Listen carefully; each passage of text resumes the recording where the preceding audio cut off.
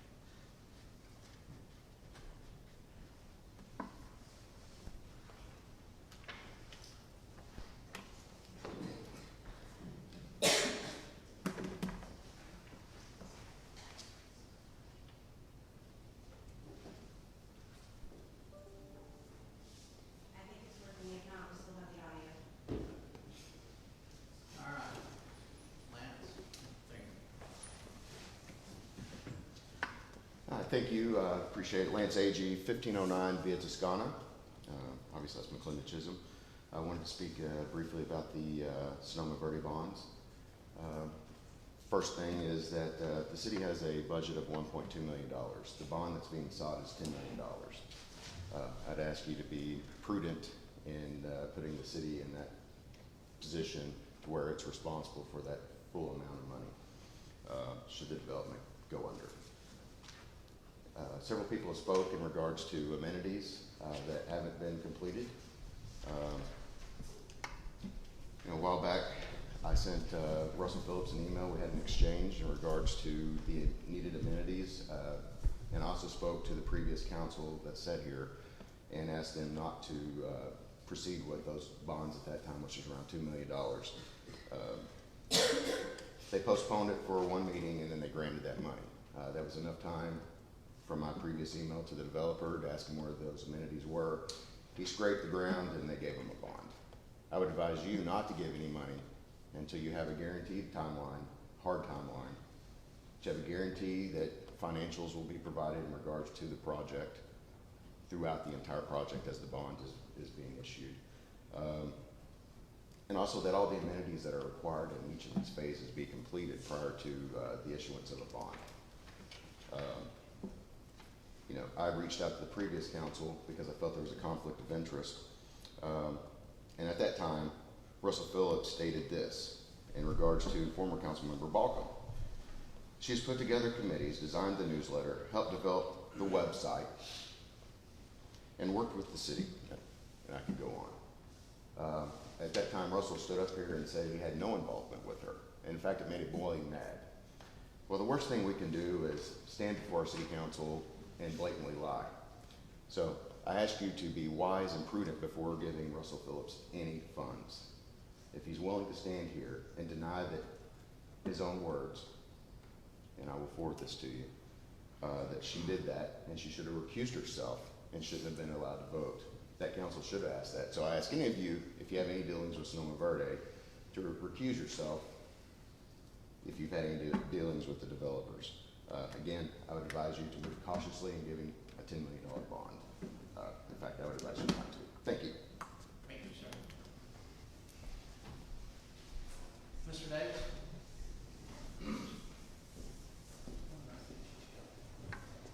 Good evening. I'm Robert Davis. I live at 1258 Livorno Drive here in McLendon-Chisholm. My mom called me as soon as I got up here. Well, I'd like to speak about the amenities and stuff that we were to be provided at Sonoma-Verde. It's a bit of a bait and switch deal going on. As we were enlightened on the contract that was signed in 2008, where it states that it's supposed to be in a single amenity center, a single pool. That's not the way it was presented to us at all the different builders that I went to. None of them stated it was a single amenity center and a single pool. Matter of fact, it said, what they stated to me was this, was that each entrance was supposed to be an amenity center and a pool. If we're to have 1,500 homes there, that is a lot of homes to be sharing one pool. That's unsanitary, it's nasty. I don't want it. So I'm proposing this, that we change the size of the lots to go with McLendon-Chisholm's large lot project, where we wanted an acre and a half. Well, let's change those 55 lots to 80, 100, and 120 foot lots. Let's make them larger. Let's put less housing in there so we don't have to share it with so many different people. It's just ridiculous to be lied to like that. If these builders are an extension of the developer, they're representing him and his company, why would they falsely advertise that stuff? It's really rude. It angers me to no end to be lied to like that, because I wasn't expecting that. I wasn't expecting a dirt field out there, a soccer field. What we do, it's just a mud hole. How about that mud dam we got over there holding that pond in? It's broke what, maybe 4 or 5 times. It's kind of silly too. Let's really hold them to the fire here before you issue those bonds. Let's get some real things in writing, a timeline. Let's get what they're going to be doing, and let's make them do it the way they're supposed to. In addition, I don't think there should be another Sonoma-Verde page that half the citizens in this community are not allowed to be on. They've been banned. Thank you. Thank you, sir. Ms. Baldwin? Quick question, do you want to combine all the public hearing items, or do you want to separate it? So we'll do it twice, is what you're saying? Oh, you want to speak on? Yeah, because everybody's talking about PID stuff, I thought it would be easier just to do all the public hearing together. That's fine. Ms. Rice? Thank you. Jody Wright, 1513 Barola Drive, McLendon-Chisholm. So specifically to Sonoma-Verde, thank you for putting that on the agenda tonight, Council. We really appreciate that. I do. Knowing that the developers are here, our HOA fees have gone up with no additional amenities, as they have been promised to us, as the previous gentleman has spoken to. We have significant code violations occurring in our neighborhood, which have been sent to our property management company and which still remain. And then specifically as related to Sonoma-Verde, I would like there to be more transparency in all of the communication that is occurring from our developers, from our property management company, from anyone that represents themselves as being Sonoma-Verde. For example, they have allowed, as Mr. Davis just spoke to, a Facebook page that represents itself as the SV HOA page and is administered by a single person, one person, only one person. And that person has intentionally kicked neighbors off, not approved requests to join, has attempted to publicly humiliate those neighbors multiple times on this Facebook page. And I would hereby, to the developers that are present, formally request that they demand a cease and desist of this Facebook page, as it is not representative of our neighborhood as a whole. Beyond that, to the council, my appeal to you is that no additional funds be provided to this developer group, to again, whoever it is representing Sonoma-Verde, as they have not fulfilled their commitments to the residents. Thank you. Mr. Russo?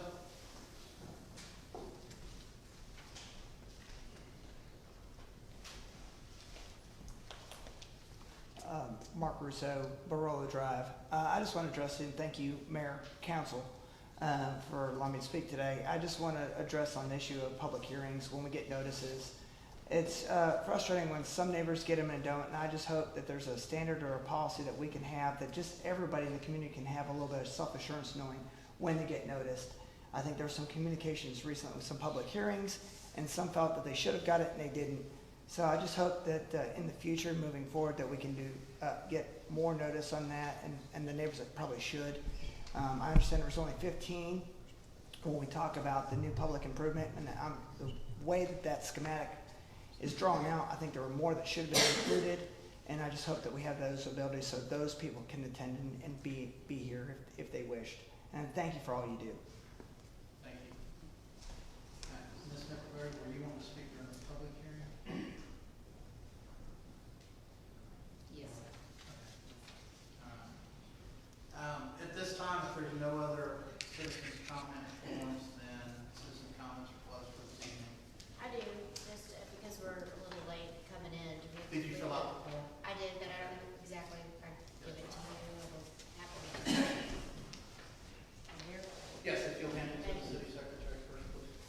appreciate it.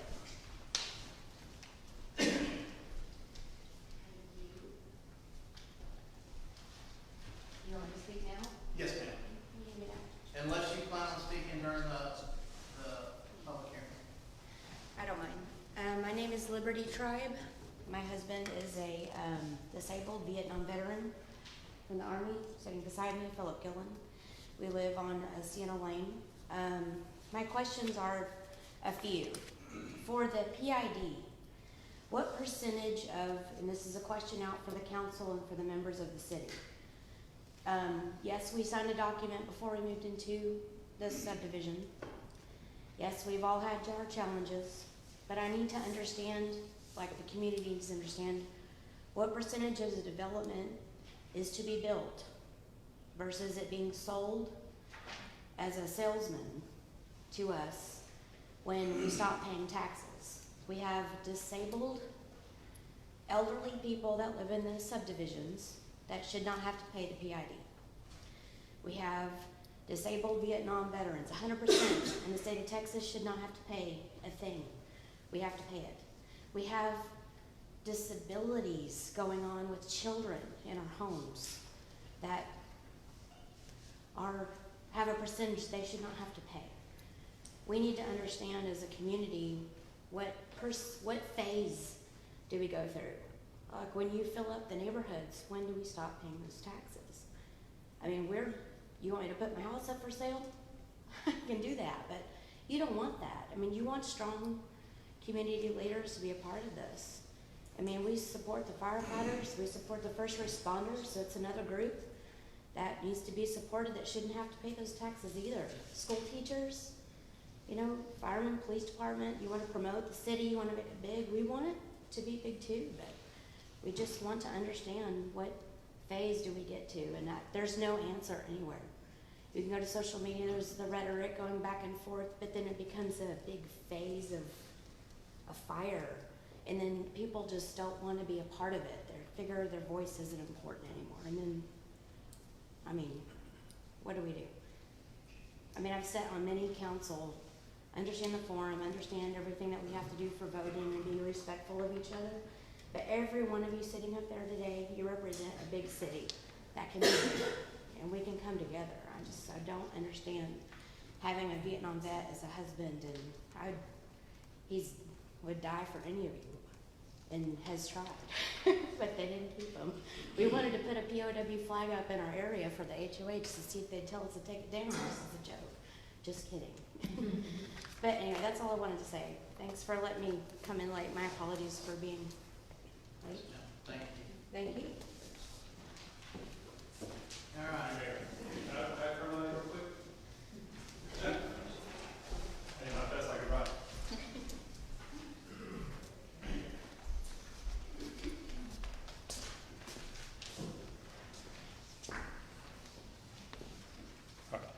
Hello, I'm Jerry Netherland. I live on 1216 Livorno Drive. I haven't been here but a little less than a year.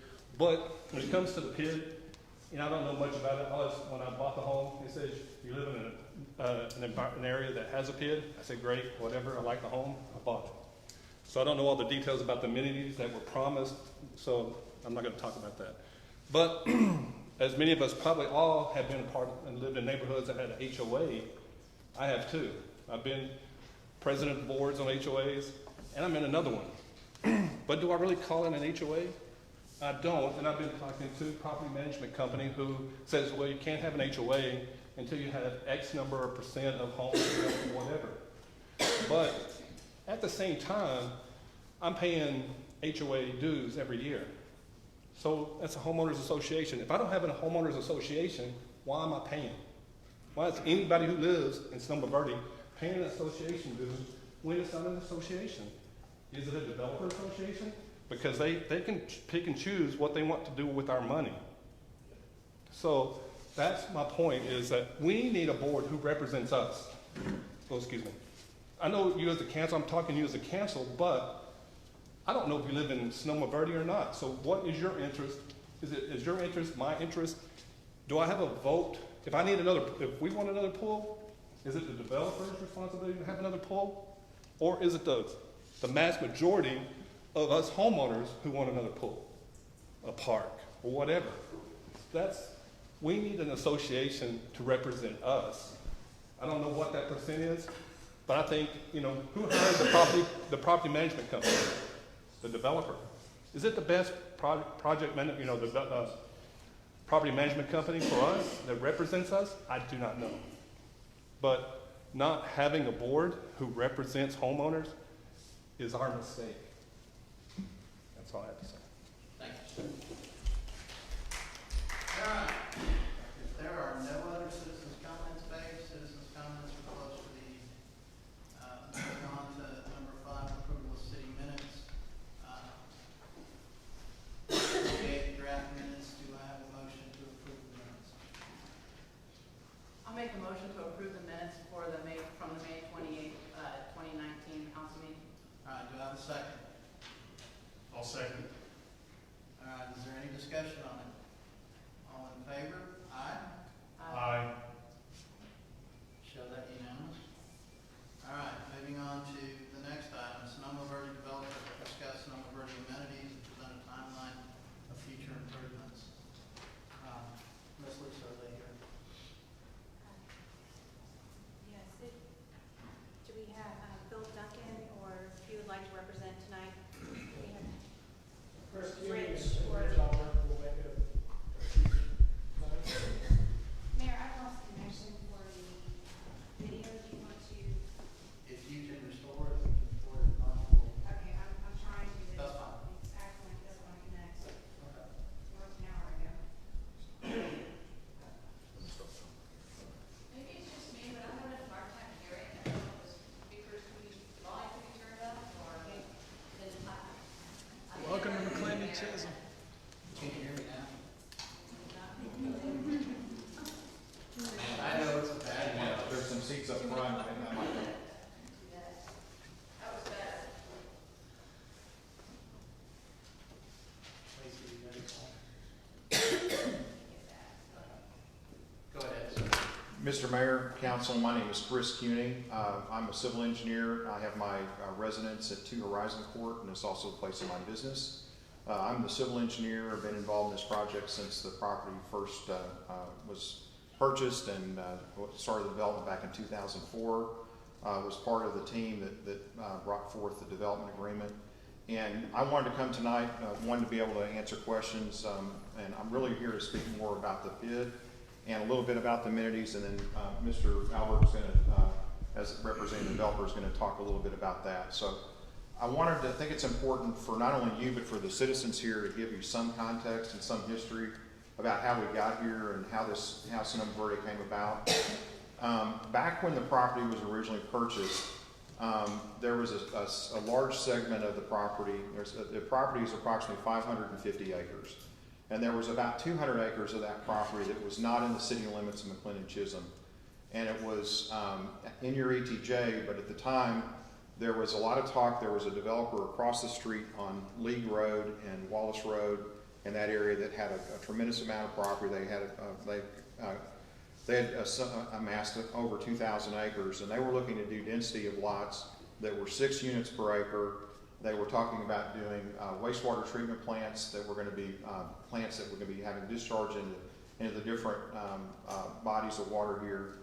And so when Mr. Phillips and Mr. Howe and a group of investors came together and bought the property, we came to the city, and and actually Mayor Donegan, I know is here. Mayor Donegan was initially part of those discussions. We came to the city and we worked on a development agreement to talk about what we could do as a developer and what we could do that we thought would bring value to the city of McLendon-Chisholm, and kind of a win-win deal. And it took a number of years and meetings to get through that point. And what was developed was a developer agreement, and I think you guys maybe have seen it. If not, we're happy to provide you with copies of the development agreement. But what the development agreement set out was for a overall density within the Sonoma-Verde development on the 550 acres, a density of 2 units per acre total. So the density means that you can have smaller lots, but with those smaller lots, we have to create open space. We have to preserve trees along the creeks and the natural water courses. And so we have a mix of units. We have some 1 acre lots. We have some 60-foot lots, 80-foot lots, half-acre lots. And there was a blend of different things. And the development was basically set back off of 205. And with that, so we're looking at 1,100 total lots on the 550 acres. And that was zoned and approved. And that zoning is in place. And it was part of the development agreement, and it's part of the plan development that was also approved by the council and then ratified basically in subsequent councils. But with that, the other things that we looked at, the only way that we could get that kind of lots that were smaller than an acre was to have sewer. And at the time, there was a lot of discussion with the owners of Triple Creek. There were some other developers that were looking to do things, and we were trying to come up with a plan that would provide regional sewer for the city of McLendon-Chisholm. At the time, you had no sales tax. You had no you had no property tax, very little sales tax. There was no revenue to the city other than building permits. And I don't know, Mayor Donegan can probably tell you, but I think the budget at that time was maybe $25,000 a year was the city's budget. So what we did is we tried to work with some of the other landowners, and they never would come to the table. But our commitment to the city was to build a sewer system that would provide sewer for Sonoma-Verde exclusively, an elementary school to be for land that was dedicated by the development team for the future RISD elementary school, and to provide sewer capacity for the commercial development along Highway 205. And to do that, we built a lift station that basically collects the sewage in Sonoma-Verde, and it pumps it 7 miles down the road, down FM 550 into the sewer interceptor that's owned by the City of Heath, the City of Rockwall, and the City of Forney. And there was a three-way agreement, tri-party agreement that was entered into, and that sewer was built entirely on the cost of the developer, and that's how that was done.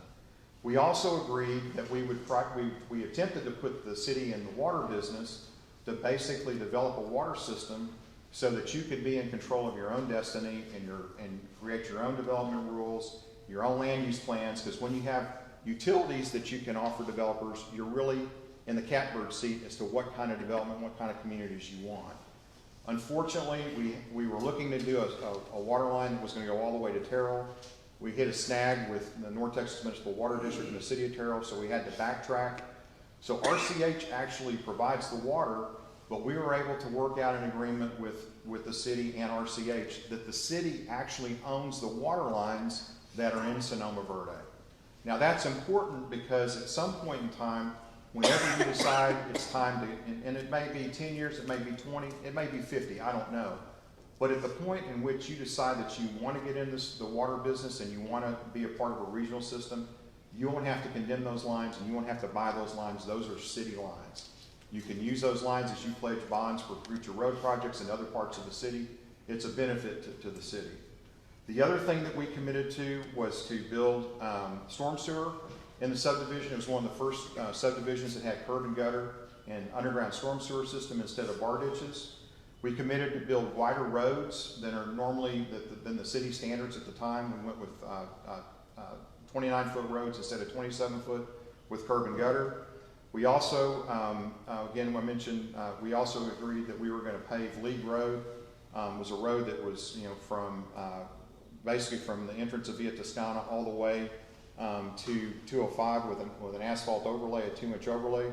We're in the process of doing that, and the developer basically has already exceeded those commitments by paving a large section of that as concrete. So that's kind of what happened and how we got there. And again, when the development agreement was put together, and once there was a consensus between the council and the developer and the ownership group, the city annexed the property. We voluntarily annexed the property in. The development agreement was signed, and the plan development. And a plan development, for those of you, again, for the homeowners that may or may not know, a plan development zoning is a zoning designation on a property. It's just like if you were to designate a property as commercial, or you designate a property as single family 2 acre or 1 acre. A PID zoning is actually a zoning reg that's on the current zoning map in the city of McLendon-Chisholm. But a plan development gives you, as a council and a zoning board, opportunity to be kind of creative and do a blend of things. And that's what we worked on to get to that point. So in the development agreement, I know that one of the commitments, or the commitments in terms of what we were going to do, and it wasn't really part of the PID, but it was part of the development agreement, was the amenity center that was to be built, the swimming pool that was to be built, Lee Road. There's some landscaping improvements that were to be done at the entrance, and landscaping at both entrances, including actually even the monument feature, the clock tower that's there was part of the deal. And then there's planned to be trails, and there's planned to be other parks that are part of the project that are to be done as it phases out. And again, I'll let Mr. Albert talk about that. And the other part of the PID was to help fund this and to help fund these off-site improvements. Again, you can imagine the cost of 7 miles of sewer and the upgrade of the roads. The public improvement district was formed to allow the developer to recoup some of the costs of the development regarding those public improvements. And I think it's real important, again, there's a lot of misunderstanding about the PID. The PID that has already been approved and levied against phase 1, those assessments are done, that's it. The people that live in phase 1, this PID issuance, this discussion of PID issuance, if you move forward, will not affect those people in any way. They're not on the hook for it, nor is the city. It's the assessments that's levied against the 213 people within that development only. So when you're talking about approving this PID, and that's the way the PIDs are done, they're done on a phase-by-phase basis because costs increase as you go. So the PID issuance on the next phase may be a little bit more, and that's how it works. But I'll let your financial advisors tell you, I think it's very, very important to say that the city of McLendon-Chisholm is not pledging any revenue, any source of funds, anything in any way that provides any kind of financial obligation on the city to pay back the PID bonds in the event there was a default. It's all the risk on the developer and those assessments levied against the homeowners. Okay? And I hope I maybe answered some questions. I may have, if not, if you have some, I'm happy to answer them. But I'm going to let Mr. Albert, the current owner and developer, talk about the amenities and their plan on when they're going to do it. I think there was a letter that was from the past meeting that was issued to you all to talk about what the timing was and what we're planning to do. But again, I'm happy to answer any questions if you may have some. Does anybody have any questions? No. Thank you, sir. No questions. Okay, thank you very much. Appreciate it. Thank you for your time. Mayor and Council, can you hear me? Yes, sir. I'm Rich Albert, and I represent the owner and developer. I want you to know that we purchased the property in mid-August last year. You know, we are hearing things that we were not part of. You know, we obviously, Chris explained the PID and the PD, which we inherited the PD, et cetera. So we're moving forward under that premise. Since we've taken over, we have changed the management company for the HOA. There is an HOA, and we changed the management company. Like I said, it's only been 4, 5, 10 months, 9 months to 10 months. So we're trying to make changes and do it all for the benefit of the community as in whole. I did send a letter to Lisa Paloma on the current situation with the amenities, et cetera. I did address, I know at the last meeting there was a pamphlet that showed, that was presented. We looked at that pamphlet and we studied it. It was from the previous owner. It was a pamphlet that was done for builders way back in, we think, 2009, 2010. It was to sell pods of land to builders, and it did represent that there may be, it did say pools, et cetera, but it wasn't for the public. It wasn't for the eventual homeowners. I don't know how they got it, but I wasn't part of that program. Just what we found out. The amenities where they are today, you know, one thing that's very nice about, there's a lot of things very nice about Sonoma-Verde, but one of the things is that the pool and the pavilion is kind of very large. Its size, it's actually resort type pavilion and pool.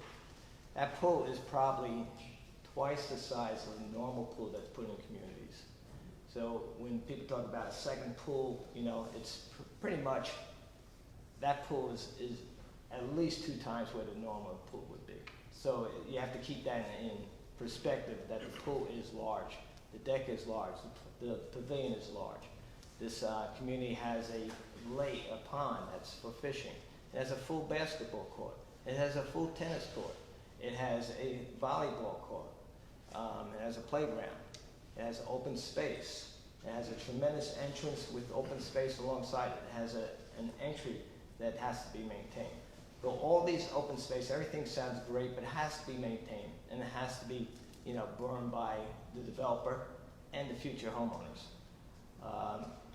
You know, the developer could have put a smaller pool and a smaller building in the beginning, and then added in the second one, but he didn't. So right now, in phase 2, we are going to complete a ball field that's right next to the amenity center to the left, and that ball field is going to consist. Right now it's designed for a dry detention pond, but it will also have 2 soccer fields, a smaller and a larger one, and a baseball field, or an all-purpose field if people want to play football, whatever out there. Just to give you the timing, and it's all in this letter that was sent to Lisa, so the timing is there. If you did not get a copy, you should look at Lisa to get a copy. Just for the timing of that, just so you know, the field is actually a little bit low. It has to be filled. We are in the process of, we finished our paving. We're putting our franchise utilities in now, which is electric and gas.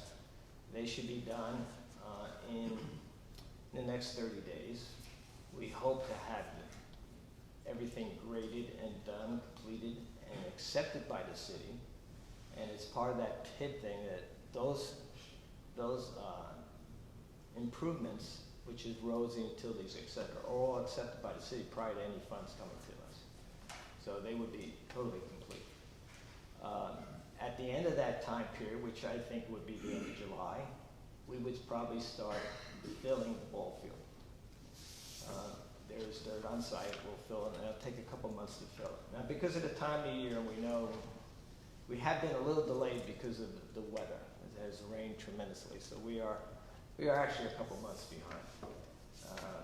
So now we're going to fill the field, but we don't want to we're going to irrigate the field, which costs money to the association, but we're going to irrigate it because you don't want to put a field in and the grass dies and there's no use. But we're going to hydromulch the field. Now, because the field's going to be ready to be hydromulched in August, September, we cannot hydromulch the field. It's the wrong time of year in Dallas. 100-degree weather, dry period. It would cost an exorbitant amount of money to grow grass, and it probably wouldn't grow anyway. So we're forced to wait to the October time period, oversee with rye, seed with rye, and oversee with Bermuda.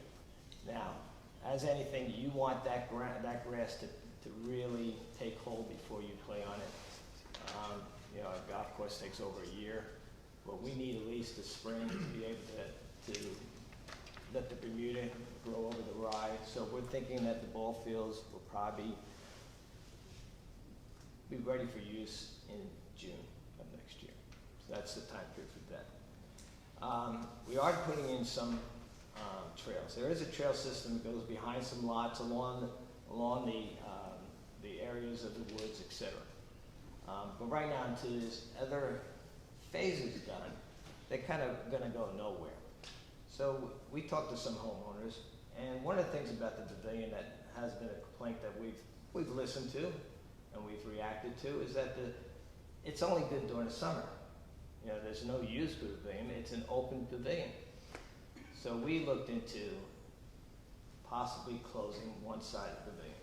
And we are drawing plans up right now. I actually have a drawing that I can just show you. Whereas we are going to close in glass, sliding glass doors on the big openings in the pavilion, glass the windows so that they can, the openings that are window size, that they can be opened. And then we're going to close the end by the fireplace with glass, and then make the fireplace a gas fireplace. It's a wood-burning fireplace now. It's never been used. I don't recommend it to be used because it's a danger, burning wood in an open fireplace. It's just not something we want kids to do, or, you know.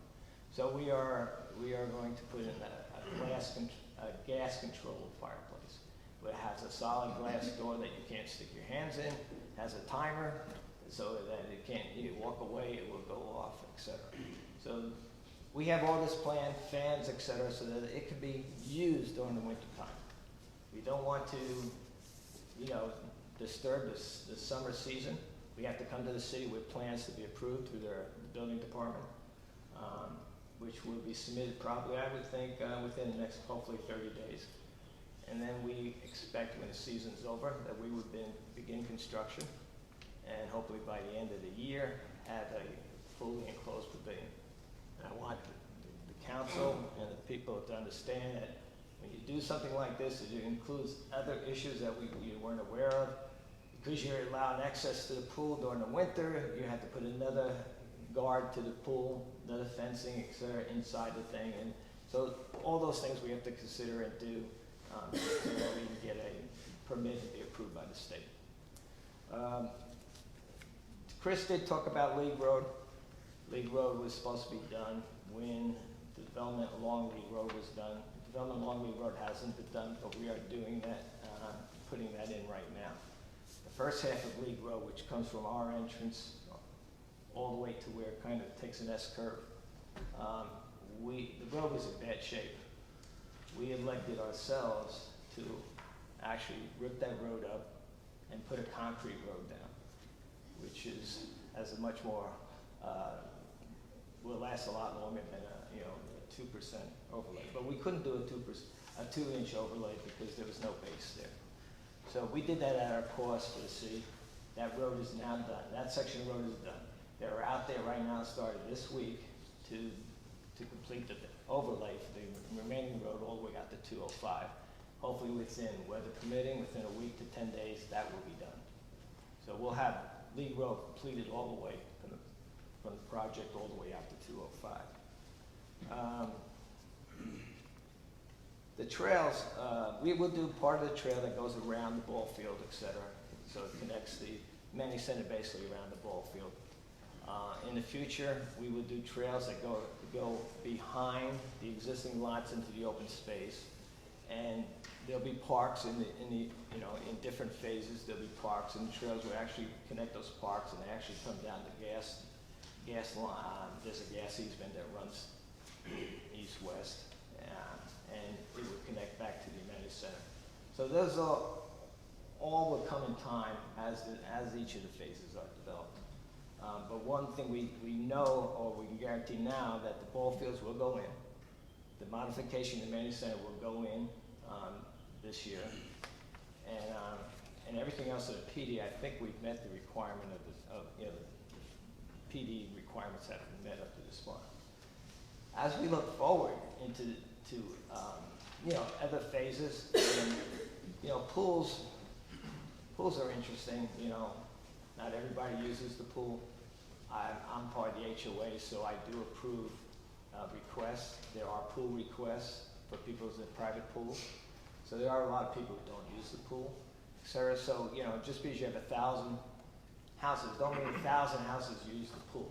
Okay, it's amazing how, and they're all different because you have different age groups, etc. So they're all different.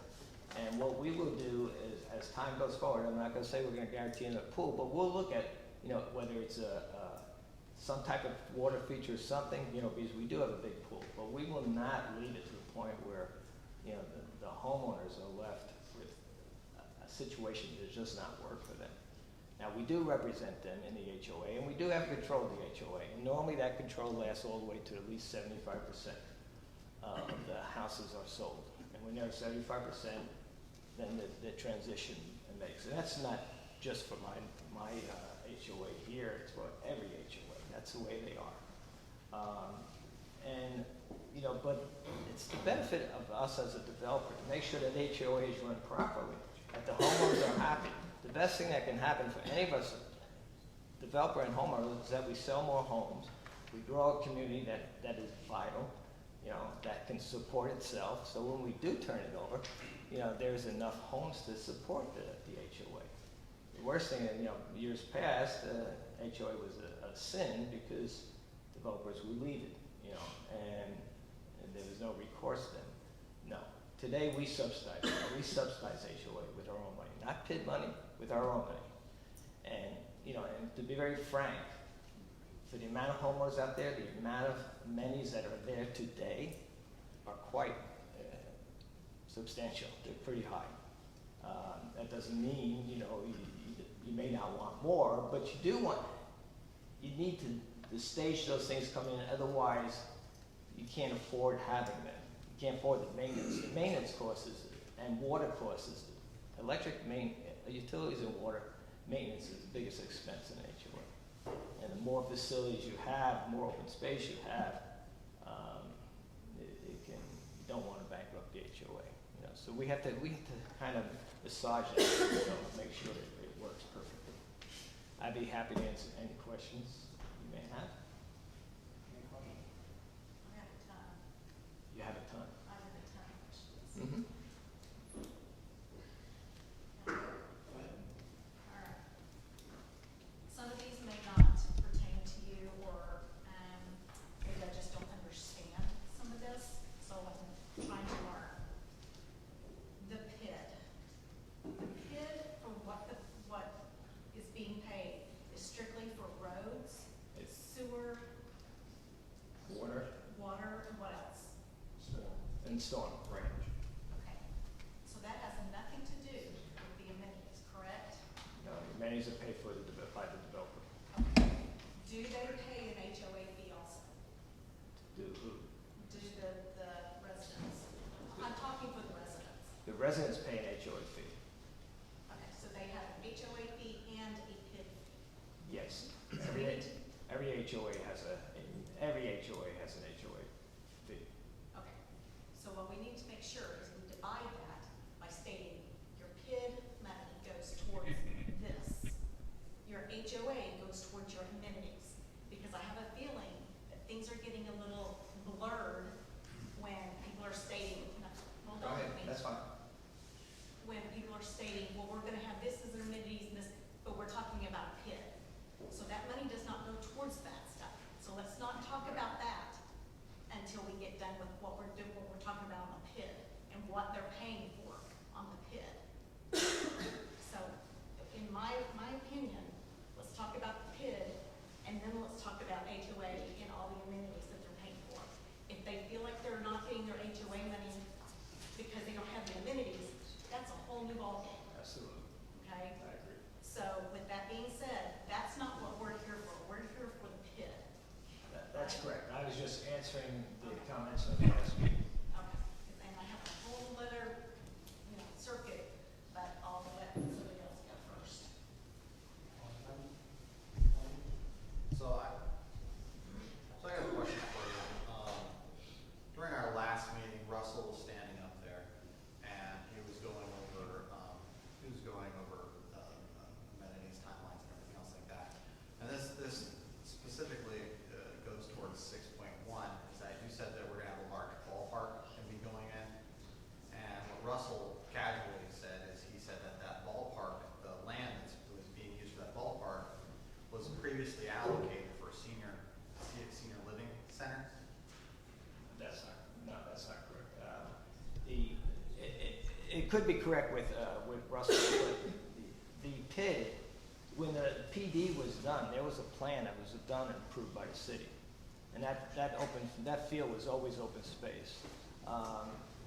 We've had where Russell was talking about. I'm not sure. Maybe Chris can tell. Chris was part of that. Let me clarify that. I'm sorry. Well, the reason thing is that if Sonoma-Verde was supposed to have senior living, and he said that senior living was off, so is that happening or is it not happening? Yeah, let me We're gonna need an answer. infrastructure for it. So what the confusion is, there was always an area by the amenity center that was designated as a ball field. And on the concept plan, that was approved. And there was I think it was an acre, acre and a half, whatever the size was. And then immediately north of that, and north, and the belt's not really northeast and west, but adjacent to that, as you go up towards the creek and up the hill, there was an area that was designated as, it initially was office, and then there was an amendment to the development agreement to potentially allow a senior living, assisted living type center. With the development that we've got now, that has basically been taken off the table, and the ball fields are going where that is. So the actual ball fields have been expanded beyond what was initially planned. Correct? So the initial plan went through with senior living in it. Yes, sir, which would have increased the density, but that's, been unilaterally removed. yes, sir, based on that location is based on what we're doing now. That Based on that location, so is that amenity, or that senior living amenity, can be put in a different location, or has it been removed off the table completely? Yes, if there's a, Does it have to be removed? Yes, it's been moved. no, it hasn't been moved. No other area has been designated at this point for that use. But if there's a possibility of that use or that use to be recognized, or we could set a section of the development for that use. Well, because previous council made their vote on knowing that the senior living was gonna be there. yeah, Joey's. My name is Joey Howe, I'm at 62 Sarita in East Texas, and I'm Russell's partner. He developed this with, Chris was the partner and the engineer. But on your question, the original plan did not have senior living in it. There was an amendment to the development agreement later that allowed it as an optional use, okay? And at that time, there was also a revised concept plan or development plan. That's the one you saw up there, okay? But it was optional. In the actual zoning ordinance, it allowed that to be residential as well, okay? But it was just another way when, at that point in time, we wanted to have more options because we thought this may be a good use.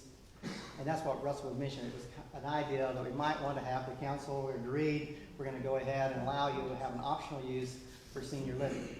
But what's happened is since then, there hasn't really been anybody that was interested in putting in, a assisted living, that type of facility. And also, we found out it would be a good thing, and these developers have agreed to put in more ball fields. And so instead of only an acre and a half, like Chris referred to, there's, I think maybe 7 to 9 acres total for ball fields. And that's why the current development group is putting in all the ball fields that they are. Otherwise, we wouldn't have room if we'd actually tried to do the senior development. Now, part of that is allocated now. I think it was like, maybe 14 acres or something. And so part of that is going into single family, but most of it, I think, is basically going into ball fields and improving the amenities.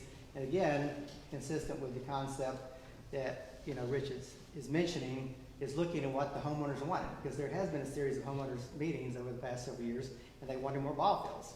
And so the good thing for us is that, I think these guys agree we don't need to have the senior living, we don't need to reserve that for that future use. Instead, we can just take a small part of it into single family, and we can increase the amenity center by expanding the ball fields right next to the amenity center. Does that make sense? Yeah, that makes sense. It's just that I have a lot of constituents that are concerned about the senior living situation here in our city. And from seeing that on previous plans and then it being removed, makes me concerned about it. Because as it currently stands right now, there's no place in the city of McLendon-Chisholm where someone can retire their golden years and be able to downsize to a suitable location within our city. And from seeing that on previous models, and also hearing a lot of feedback from my constituents wanting something like that, and then me seeing it and then it being complete and then it's gone, it does make me concerned, and I just want to know what's going on with it. Let me address that. The market dictates the type of use you use. And we have had conversations with that type of user who develops that type of property. And there is an interest, okay? There's nothing today that is concrete, but it's possible in the future that we take one of our segments, phases, and make it to a restricted age type of restricted use. That's on the table. It wouldn't take any other land other than converting, one of the sections into that type of use. But we are actually interested in pursuing that because that's a whole other avenue that's becoming, we're all getting older.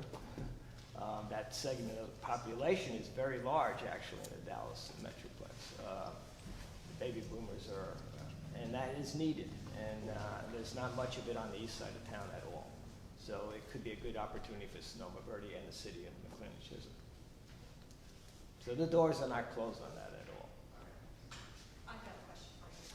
So when you go to change that, like let's just say that you just got through stating that it was on, then it was off, and now you're saying, hey, maybe we can put it back on again. Do you put on a notice to anybody letting them know, or how does this, do you just Well, take it one day and? If it's, first of all, the PD is, either 60-foot, 70-foot, 80-foot. Actually, we would probably come back to the council and talk to them about a change in one of our sections and see if we can come to an agreement there, because that type of buyer doesn't want a big lot. Okay, they're moving down from a big lot. They want a smaller lot. Now, that doesn't mean they have a cheaper home at all. They just want a smaller home, and they also want their own amenities.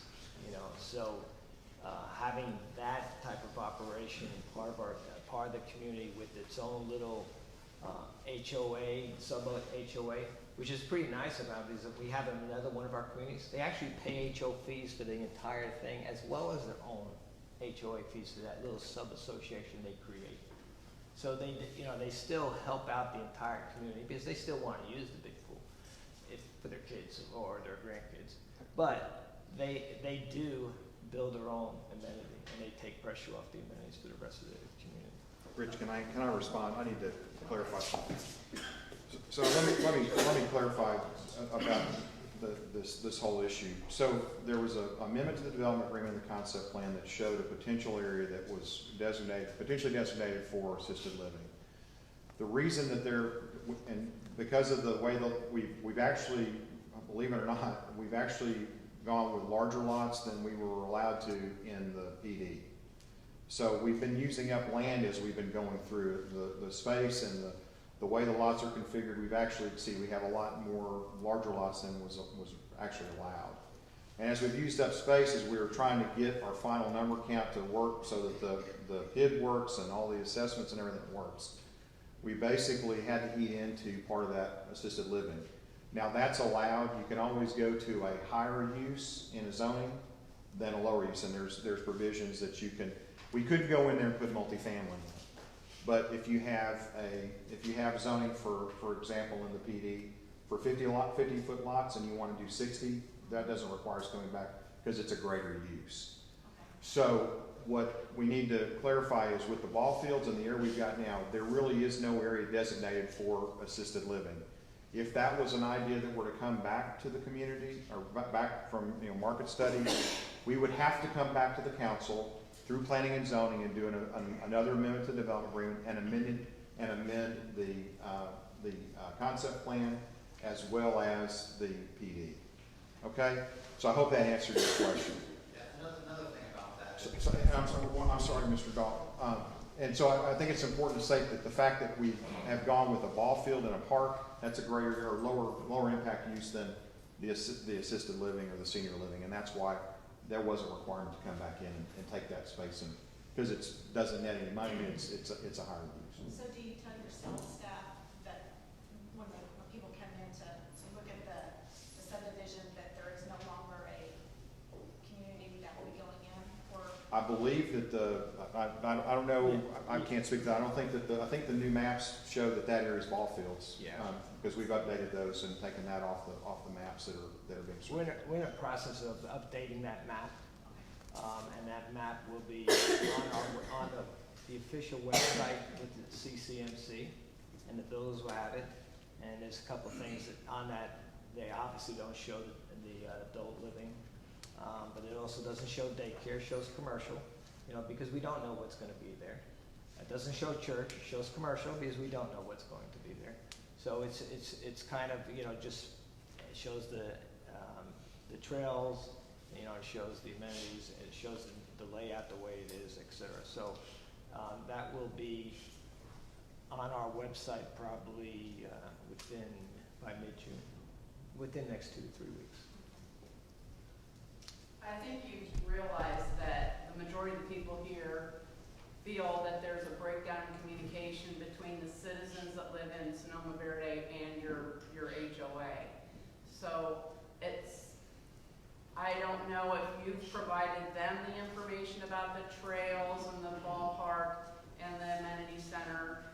How engaged have you been with them? Do they realize that once that ballpark is up and running, that it will be their HOA dues that keep that ballpark going, their HOA dues that keep that gas fireplace going? Those are all things that have to do with the Sonoma-Verde community. And as Trudy said, it doesn't have anything to do with the approval of phase 2 and of the PID. So I think that y'all need to work on your own communication channels with your customers in your community, or else show us where we're wrong on that thinking. I'm Philip Duncan. I'm also with the development team. Your point is very well taken. That's one of our main focuses right now that we've been working on for the past, I'd say, 3 to 4 months. We did make the decision to hire a new HOA management company that we've worked with in the past that's extremely professional, good at what they do. They're excellent at communicating, which definitely needs to be improved, and getting much better homeowner involvement and activities, newsletters, and really fostering the sense of community that we know can be improved upon. And I think that everyone in the community will notice big improvements over the next, say, 6 months as they get more firmly entrenched there in the community, and as our phase opens. Really our kind of new marketing efforts and all those relations will really kick into gear as soon as our next phase opens, which is imminent. We're probably 30 to 60 days away from that opening, but the management company has been working, and they actually have a new manager that was just hired that's going to take over running the community. And we think that just if everyone is a little bit patient, you're going to see noticeable improvements, and we will do everything we can to communicate better and foster the best sense of community we can have for Sonoma-Verde. We're very proud of the community. It's one of the, we think, the most beautiful communities anywhere in the Metroplex. And we're excited to be part of the team, and all we can do is, stand on our own merits. We understand there's a lot of frustration and a lot of confusion as to what's happened over the years and what's been promised to different people at different times. Unfortunately, we can't really speak to that. We weren't here 5, 7, 10 years ago. All we can do is be forthright and honest with everyone about what we are going to do and what we will commit to do.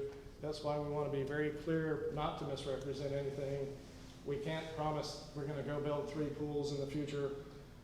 Our expectation was to come in and manage the property. We're very pleased with the amenities that are there because they're properly sized. If we can get a assisted living type, a senior living type user, which we're trying to do, there probably would be another pool for that. So there's options for other things, but we can't promise things that might not happen. We can only tell you what we know we'll do and we'll stand behind, and we think everything will be sized appropriately. As Rich said, there's always a trade-off between more amenities and what everyone can pay for, because when we're gone, it is the neighbor's HOA, and it will be governed by the neighborhood, and the dues need to be self-sufficient. So there's going to be 1,000 different homeowners that some people want ball fields, some people want dog parks, some people want more pools and swing sets, but the bottom line is it has to be at a homeowners association due level that everyone is comfortable paying.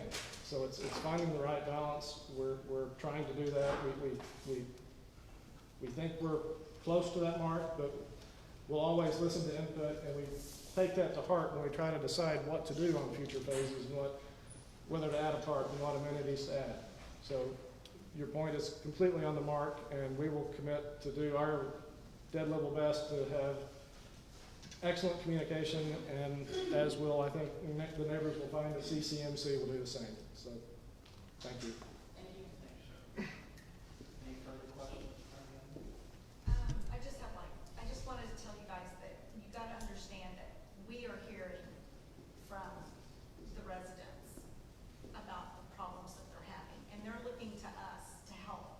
And when they do that, that's why we have to ask these questions, and that's why we do think that you really do need to get your communication back up, and because you don't want like bad press out there at all.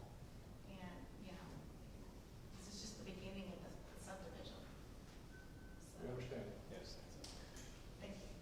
So one quick thing, you mentioned a new HOA management company. Are you at liberty to release the name of that company at this time? Sure. The name of the company is CCMC. They're large company. They work in several states. They manage several other of our communities, and we find them to be top notch. We've had greater success with them than any other. We've used several management companies around town. We love this company. They do an outstanding job. I asked that question for the benefit of the citizens of Sonoma-Verde so that they can research that company and see where you're headed. Feel free to do that. They have a website. They're a very large, professionally run company. It's CCMC.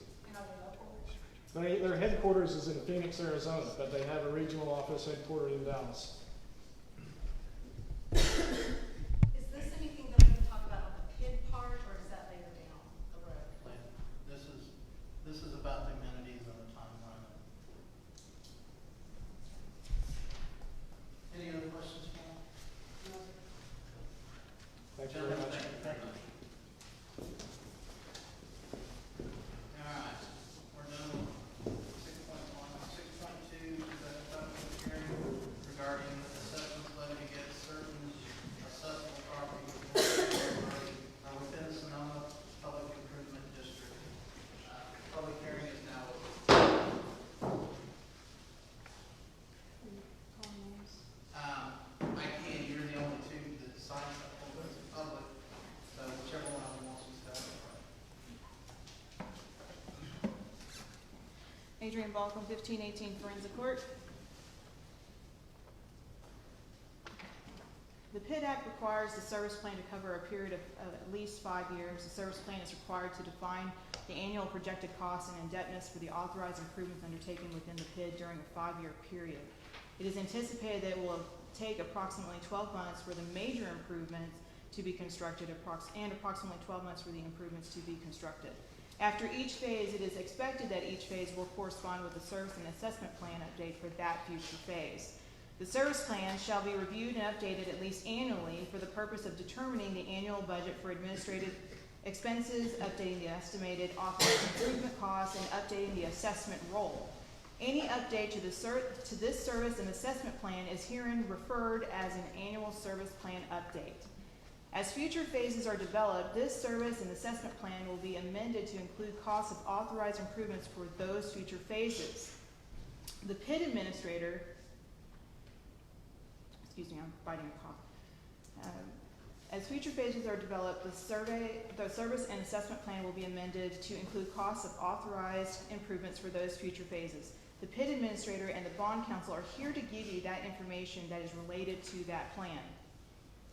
This information, as the evidence provided in the updates and reviewed by the city council, it is your job to confirm with the city officials and contractors, such as the PID administrator, bond counsel, city inspectors, if what is provided checks out in these documents.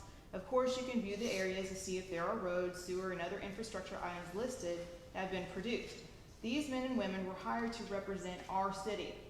They are the ones who spent hours to produce these presentations, to present to you these updates, which have to be spot on accurate. Please do your due diligence in being prepared for the city council meetings by spending the time in reading those documents. These questions that was asked at the last council meeting, such as has the developer kept his promises, such as amenities, was not associated with the financial related obligations that was presented to you.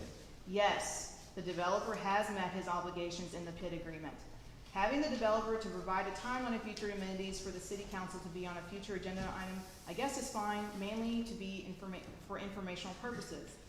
Based on the information that was provided from Mr. Phillips to me was nothing more than a public relation act of disclosing about the trails, ball fields, and remaining road construction of League Road. It's not really any different information that was provided at the 2018 annual HOA meeting. Unfortunately, there are rumors being said about the city council about denying these bonds solely to have a developer provide other amenities based on what a handful of property owners may have been saying. It's just concerning for me for several reasons. And what Mr. Phillips had provided the property management, the HOA board, the residents, all of this was already determined for these amenities. Ball fields, park, sand volleyball park, tennis court, basketball court, swimming pool, amenity center, walking trails, and ponds. Again, none of the amenities were included in the service assessment plan. As far as any future amenities goes, whether it is another pool, playground, or other structures, that should be decided on the future Sonoma-Verde HOA board. That board will be when the residents are elected as board of directors. As it stands and based on what I have witnessed, it would be better for those who actually live in Sonoma-Verde, the Sonoma-Verde development, to generate those ideas, present to the residents the costs and options and information related to that. And from there, be able to facilitate for the residents to vote on what they want. Mr. Phillips is a man of integrity. I know that he is committed to keep his agreement compliant with the city, and that's including the developers. I was speaking of them as well. In 2016, when I came forward regarding evidence of roads that were needing improvements, he met with me and the city administrator, which he timely had those areas repaired. Mr. Phillips is pretty reasonable to work with, and I think if there are areas that is infrastructure related, he will do his part to remedy it, and I believe these developers as well would do the same. I do find that when you have a variety of variables such as weather, several groups of actual labor of crews and engineering to construction, it can appear as if things are just not moving fast enough. So on item 6.3, 6.4, I do believe, based on the information provided to you, that the City Council should vote for the adoption of the ordinance authorizing the issuance and sale of the special assessment revenue bonds, as well as the documents that were provided, and to adopt an ordinance to approve the construction, funding, and acquisition agreements. Also, it would be a good idea to inquire of the new PID administrator for your own personal knowledge about what is in place for delinquency for those property owners who have made claims that they will not pay for their PID, and what are some things that are provided in these agreements, what will happen to the reserve fund monies. And finally, my last thoughts is that when you have homeowners that are complaining to you about amenities and issues that are HOA related, many of you are on an HOA. You know that those types of conversations should be happening between the HOA board, not the city council. Thank you. Thank you, ma'am. All right. Ms. Nickelberry. All right. All right, my name is Michelle Nickelberry, and I think I probably speak loud enough that everybody can hear me. I have kids. So I am so new to the community. First off, I'm so excited to be here. I love McLendon-Chisholm. I moved so far away from Forney. But y'all, I am so confused. There is so much stuff on Facebook that is absolutely, you don't know what's going on from the left to the right. And you guys who are in the old and the new, I called every city council person before the election so that I could talk to y'all to find out where you stood and what was going on, because you could get no information on Facebook. So, in regards to what's going on with the development, by the way, love Sonoma-Verde, love my house.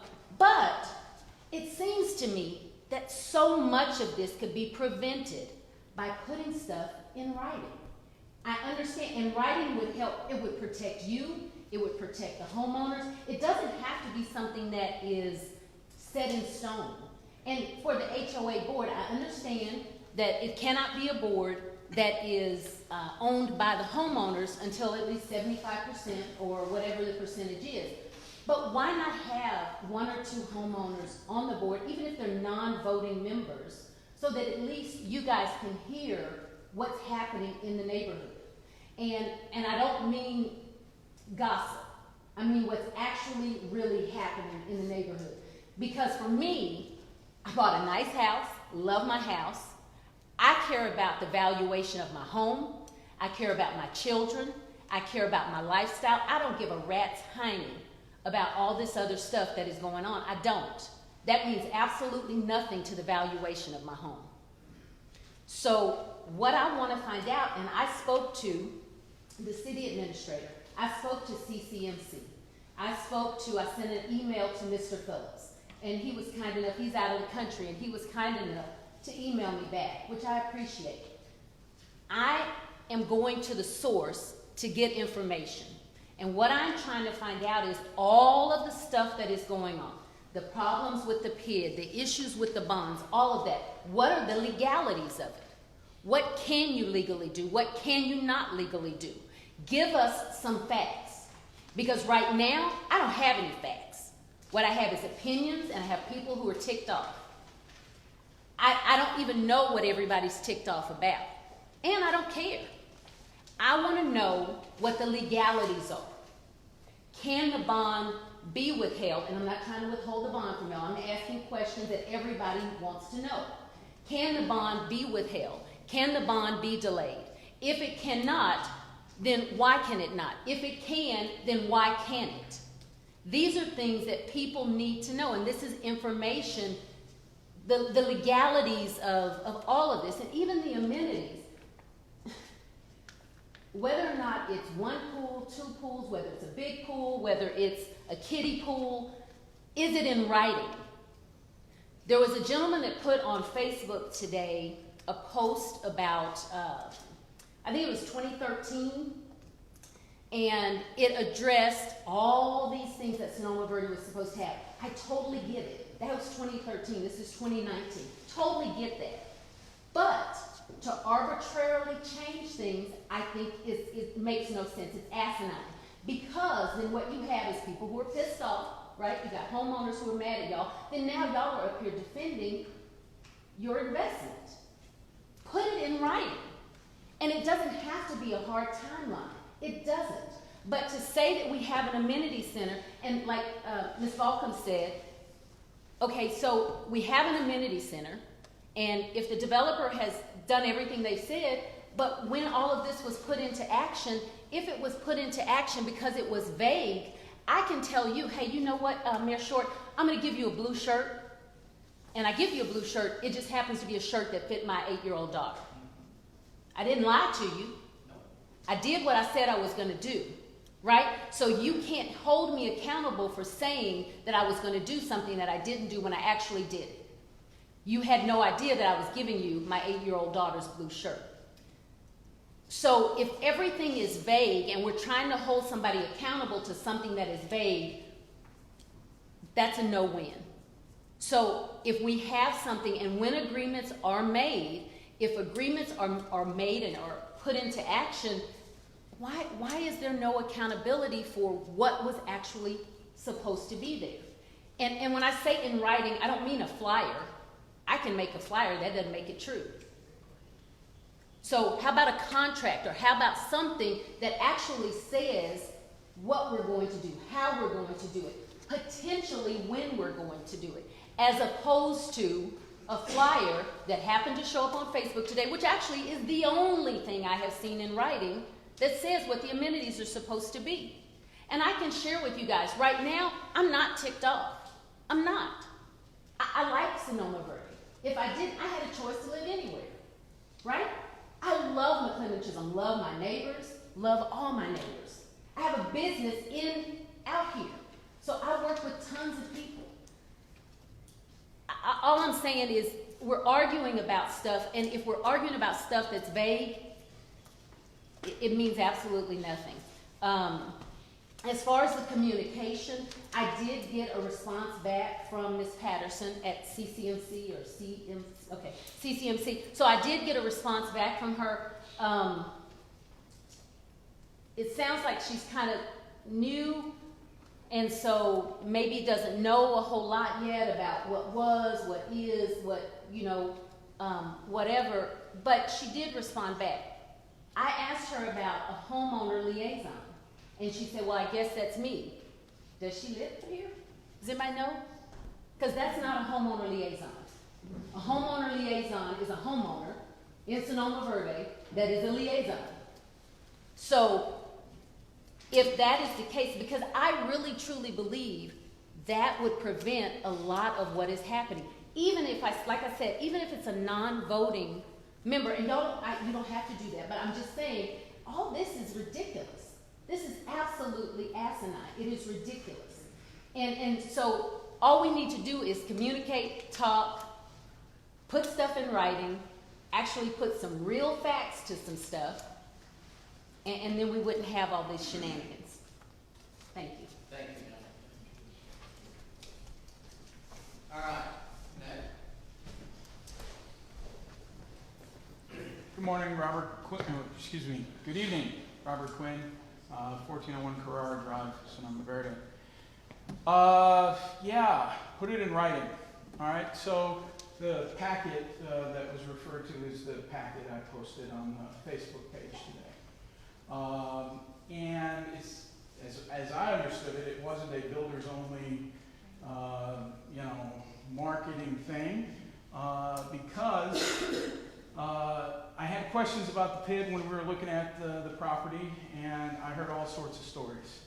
That it's funding the streets and the sidewalks and the fire department and everything else.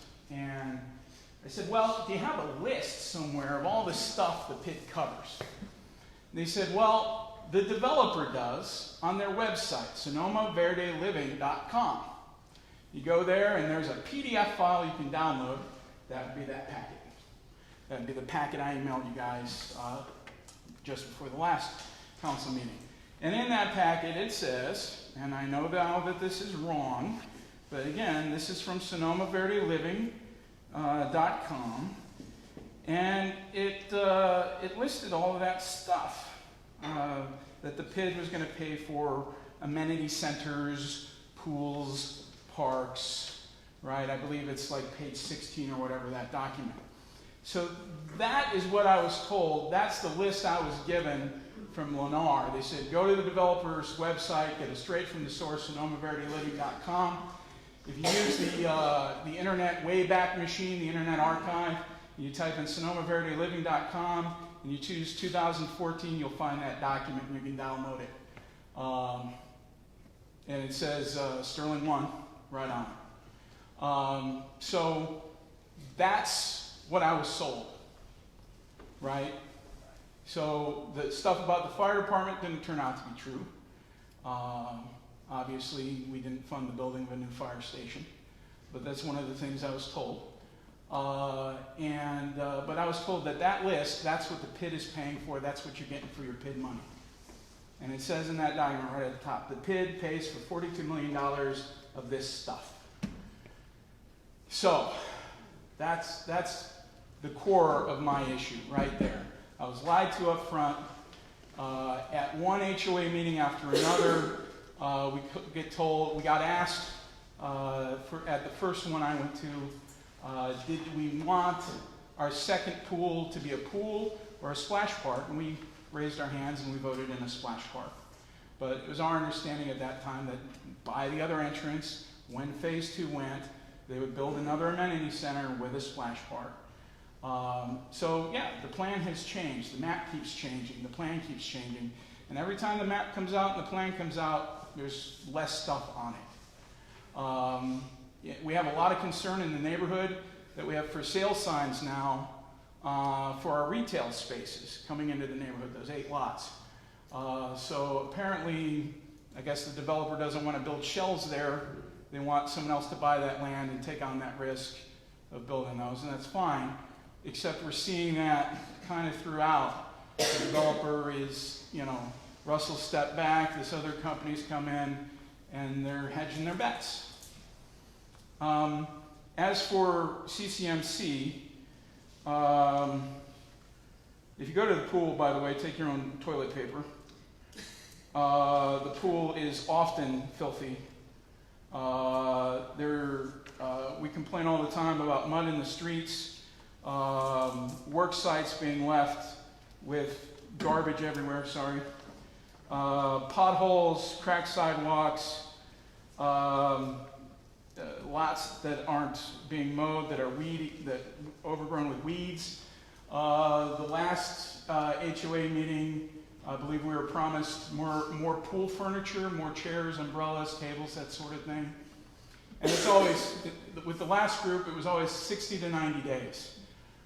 This group seems to be in 30 days. These things will happen, and then 6 months after that, they'll actually be usable. So, anyway, Robert Quinn, thank you for your time.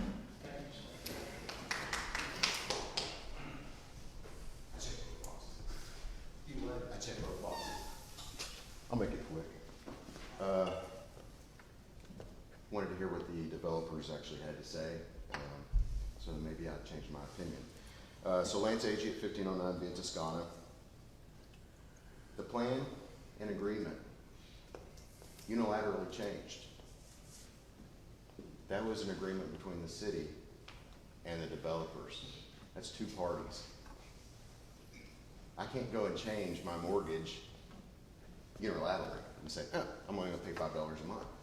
I'm going to do this. They can't come in and change things that they've agreed to without coming before the city and saying, hey, we would like to make these changes. I personally don't want a senior living. I don't want a daycare in Sonoma-Verde. If you're going to put that stuff in there, push it outside the bridges. You're bringing additional traffic into the community that doesn't actually pay for the PID. So that's just one thing. You know, there's this discrimination on one of the Facebook pages I think Ms. Wright spoke about. You know, other residents can't get on it. They use the Sonoma-Verde logo and everything else. You know, why do the developers allow that? You know, do they not like half the neighborhood? You know, they've been around for 10 months. It doesn't take 10 months to get stuff done. It's not an excuse. Public notices should be sent out to everyone in the community. League Road. The city is sending people through an HOA, through the PID, because of League Road. They're detouring people down Via Toscana, but no one on Via Toscana was sent a notice. You know, we can't be selective. You got to send it to a larger area. The gentleman mentioned something about default of the PID, or Sonoma-Verde in general. He says the cost goes to the developer and to the homeowners. So I guess I have a question to whoever you were that spoke. Maybe it was you, Mr. King. But if Sonoma-Verde goes defunct, bankrupt, because these developers can't sell any properties, and it's continuing at the rate that it has, who picks up that cost? The city's placing a bond on it, right? But yeah, so the city's posting a bond, right? But if it goes bankrupt, does all those fees and everything at $10 million go back to, or does the cost of everything come back onto the homeowners and then we have to pay an additional share? I'll make a comment. Okay. You're done. I'll take that up. I appreciate it, thank you. So I think that's something to be thought of as well. The retention pond and playgrounds. If you don't know what a retention pond is, that's where water gathers and drains off. It's fields. It's for soccer, football. That's a retention pond. Just stop and think about that for a second. In the spring, summer, kids will be out there in their floaties. Just think about that. We've heard about, this is amenity, and I know this isn't about the PID, but the possibility of plans to enclose a portion of the amenity center. Until people actually get off their asses and do something, don't give them a penny. They've told us, and they've told us, and they've told us they're going to do X, Y, and Z, and they've yet to do it. Do not give them a dime until they do it. It's not complete. There's no timetable. Don't give people money. If you go out and do a job, you don't get paid until it's complete.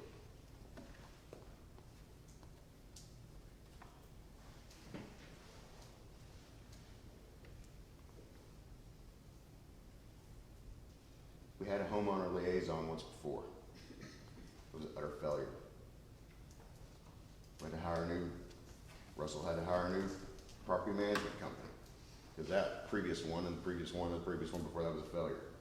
We have a repeated record of failure with Sonoma-Verde.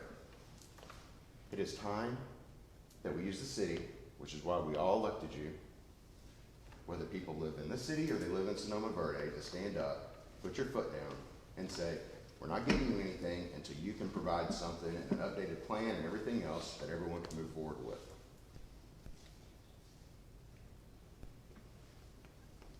Again, the liaison failed. The developer has had to pass on. Why do you pass on your development? Because you're failing. This is repeated failures over and over again, and everyone here knows this. We have to stop today, and let's get this corrected, and let's make these guys put something together that shows everyone what's going to go on in Sonoma-Verde. You got people buying houses. It says multiple pools on the website. I can look it up right now. These guys said, well, we'll think about it. You know, if you're not going to keep your word, then the city doesn't give you any money. This is a tough decision. All these people that wanted open spaces, they were all against big developers. They're sitting right here saying, oh, you got to give the developer money. Yeah. Hypocrites are born every day. But we want action. We want you to hold people accountable. And if they're not going to provide timelines, financials, and all the other things that I mentioned before, then you don't give them the money. You postpone it and say, hey, how much time do you need? 6 months? Well, let's postpone it for 6 months, and you come back and you can present a plan. You don't get to unilaterally change the contract, the agreement. They told you just now that they changed that. You can't change contracts, can you? You're the city attorney. It's a public hearing. You can't change a contract without both parties agreeing to it, right? Generally, right? Okay, but generally, you can't. So, think about that. Let's be accountable. This is our city. We can't afford Sonoma-Verde to go bad. We want it to be what it's supposed to be, but we don't know what it's going to be because they don't know what it's going to be. You all know it. Some of you attended an HOA event. You heard the stuff. That girl's no longer there. Now we got a new girl. Michelle spoke to her and she doesn't know what the hell she's talking about. You know, it's got to stop. And the buck stops right here. Don't give them a dime until they can come back and tell you specifically what they're going to do. And they can present it to Sonoma-Verde, to the city of McLendon-Chisholm, and our wonderful elected council. Thank you very much. Thanks, sir.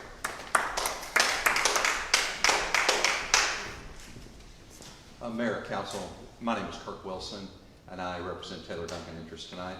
My address is 1800 Valley View Lane, Farmers Branch, Texas 75234. What I specialize in is PID assessments and those type of issues, and that's what I'll narrow my comments to. And the first one I'll make is just the broad question of when these assessments are issued, who's responsible to pay for them?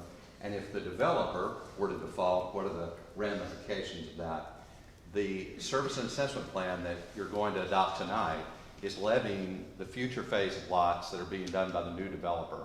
The prior developer either has been bonded on his phase one area, or there's already assessments in place on the 49 lots that he's not getting any bonds for, he's just taking cash flow on. So the decision you're making tonight doesn't relate to the prior developer at all. It only relates to the developer that's currently putting in the next phase of lots and will continue through the process and finish out the development just as the concept plan calls for.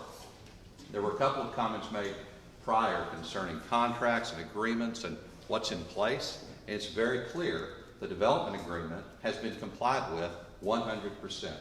The development's in compliance with the development agreement. There's no issue about compliance. The items in the development agreement said you do A, B, C, D, E. They've done that. Yes. There may have been representations on the internet or other printed materials. I'm not privy to what those were, but those aren't in the development agreement and they're not in the contract. So the contract that's in place between the city and the developer is in compliance. There's no question about that. The services assessment plan that's before you tonight is in compliance with what the development agreement said as well. They set parameters on the levies. And what you see in your plan tonight is each type of lot has a levy, and whoever owns that lot has to pay those levies. In this case, this developer owns all the lots. So he's going to have to pay those levies until such time as builders come along or homeowners, and then they would pay going forward. If any one landowner doesn't pay, be a developer or anyone else, there's a process that goes forward to remedy that. And it's the same process that you'd go forward to if someone didn't pay their school tax and their city tax or county tax. It's on one tax statement, and your delinquent tax attorney would pursue that remedy. The same applies to the developer. If this developer doesn't pay, he could lose his land for 1 year of payments. Now, that's highly unlikely because the developer has lenders and equity partners and things of that nature that are behind him, and they're not going to allow all of his property to go for 1 year of payments. But the answer to the question of who pays, it certainly isn't anyone other than the property owner. So that's a narrowed interest. Going to the issue tonight as far as the developer, I heard a comment earlier that no money should go to the prior developer. Well, tonight you're not giving any money to the prior developer, and you're not giving money to this developer either. There's simply a levy being placed on the property that this developer owns, and he's going to have to start paying it if he doesn't develop it and get it going. It would be contrary to the interest of every property owner that currently has houses in the subdivision to attempt to penalize this developer and say, hey, you shouldn't comply with the development agreement because these amenities are not what I like, or it isn't what some PowerPoint said on the internet that someone put up. Those aren't things that are decisions, but there have been points made tonight that communication needs to improve, the HOA needs to improve, those type of things I think we can address. But I'll try to limit my comments to questions you guys have on the PID, and I'll answer any questions that you guys have, including any other questions that the audience might have.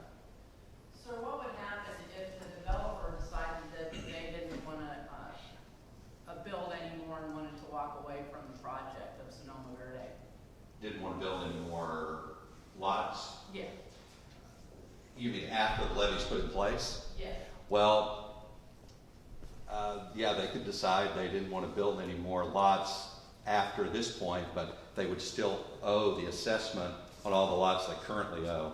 So let's say they sell all those and then say, hey, we don't want to develop anymore. Well, that wouldn't be a good business move because their investors and their equity people and their lenders have expectations, and everything that was underwritten for their development loan and their equity investment was based on the development agreement that the city made with the developer, and all those things are underwritten. So we in the finance world rely on those documents, and those documents say A, B, C, D, E will happen, and then the developer says we're going to do F, G, H, I, and J, which means delivering lots, and builders buy the lots from us, and they need to build houses. So there's kind of a natural force out there forcing the next set of events. But if someone decides not to build any more lots, I guess they could do that, but they would be taking a loss because since it was such a great project, I think quite a bit of money was paid for the land.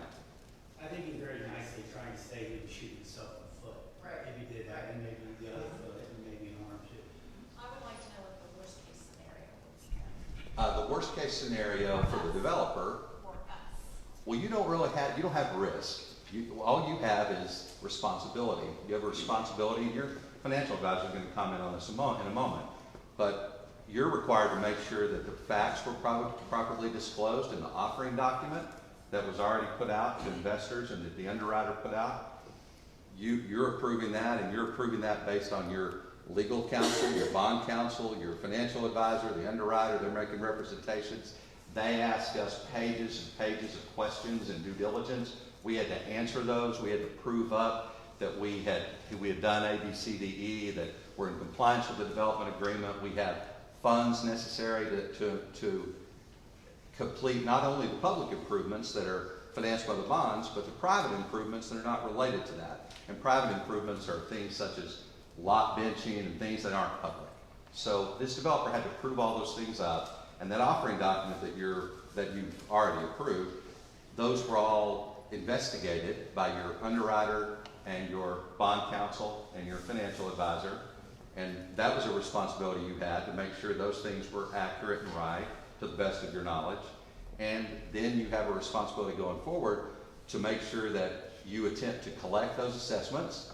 And if we don't pay, you're required to pursue the same remedy on us that you pursue if we didn't pay your city tax. And we'll be down at the courthouse steps with our property up because we owe county tax, school district tax, city tax, and the PID assessment. We're not going to end up at the courthouse steps saying, hey, we paid our school tax, but we decided not to pay the PID. No, it's a deal where you probably didn't pay any of it. And that's why you're on the courthouse steps. There's not a deal where you take your tax statement and say, I think I'll pay the county this time, but I won't pay the city. That you just pay your tax statement. And that would be the remedy. In the worst case scenario, the ramifications are really on us, be losing our property. For the city, you make your proper disclosures, you follow the rules set forth in the documents that the bond counsel is going to describe for you in a moment, and you collect the assessment and you enforce collection just like you would your property tax. I had a question. Yes, sir. So you're with, I'm sorry, Taylor? Taylor Duncan Interest is the owner of the property. Is the owner of the property. Of the future phase area. Correct. You made this purchase from Sterling One. Correct. Okay. So you're telling us that you guys bought the property, but you didn't buy any of the promises Sterling One made in whatever form. We bought all their promises, and the development agreement defines what those are. The development agreement with the city. Correct. Correct. The only thing I know of in the development agreement with the city that wasn't fulfilled is a workout room, which you guys are working on. So the developer changed, but the old development agreement is still in place, even though the developer has changed. Yes, that's how entitlement works. If I buy a property from you and you have it zoned and you have a development agreement and you have other documents, I take assignment of those responsibilities and the benefits. Both. So is there a way to amend that development agreement? Yes, by agreement of both parties, as it was pointed out earlier. Right. Okay, thank you. May I ask a quick question? Yes, ma'am. And I'm not sure if you're the appropriate person, but it is related to the PID. When I bought my home, it was shared with me that when I paid off the PID assessment, that at that point I was done with paying the PID. What has been, yes. I can do that. You're not as loud as me. I don't need to. Normally I speak too loud. When I purchased my home, what was explained to me through my builder was that when we paid off our PID original assessment, the bond, that at that point we were done owing anything for the PID.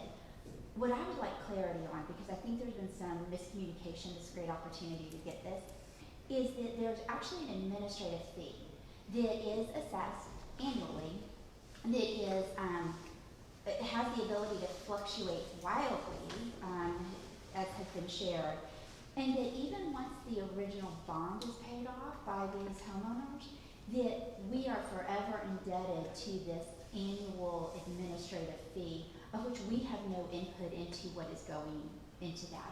Are you able to elaborate on that and give some clarity to that perspective, to that point? Yes, I am. And let me go back to history, because I think Chris Cooney did a very good job of describing the history of how we got here. And this point that was just made kind of correlates to that.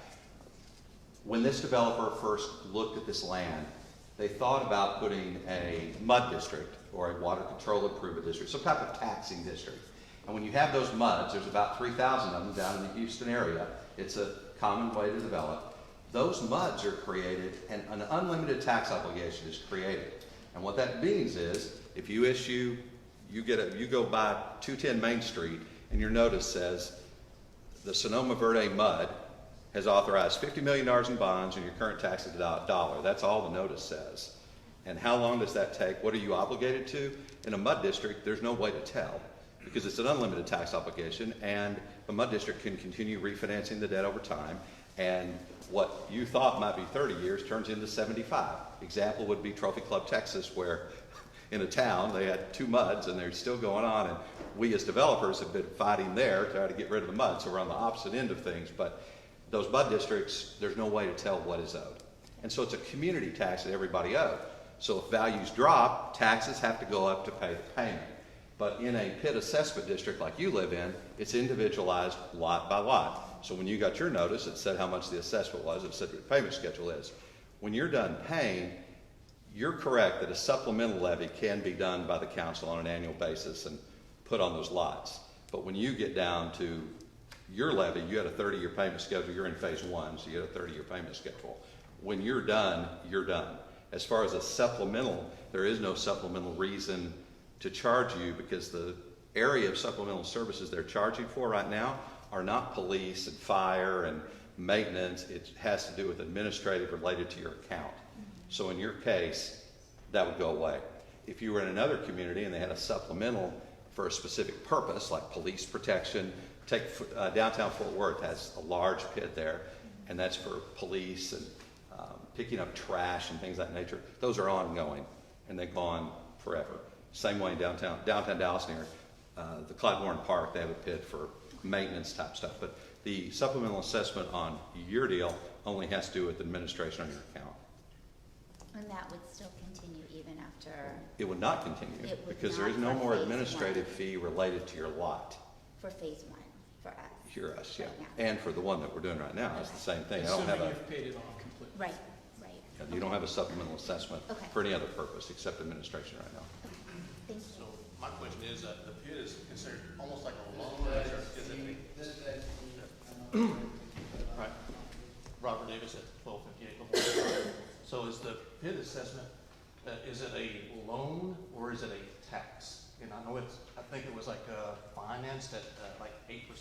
I don't know if those numbers are correct or not. And can that be renegotiated or refinanced? And I have one more question after that too. Okay. It's neither a loan or a tax, it's an assessment. So it's a levy of an assessment on the property on a lot by lot basis. And the service plan said how much benefit was derived to your lot by each category of expenditure, being water, sewer, drainage, roads, and all those costs were taken, assessed on your property, and that's what you're paying for. It's very clear what they're levied for. Water, sewer, drainage, roads, engineering, it's listed in the SAP.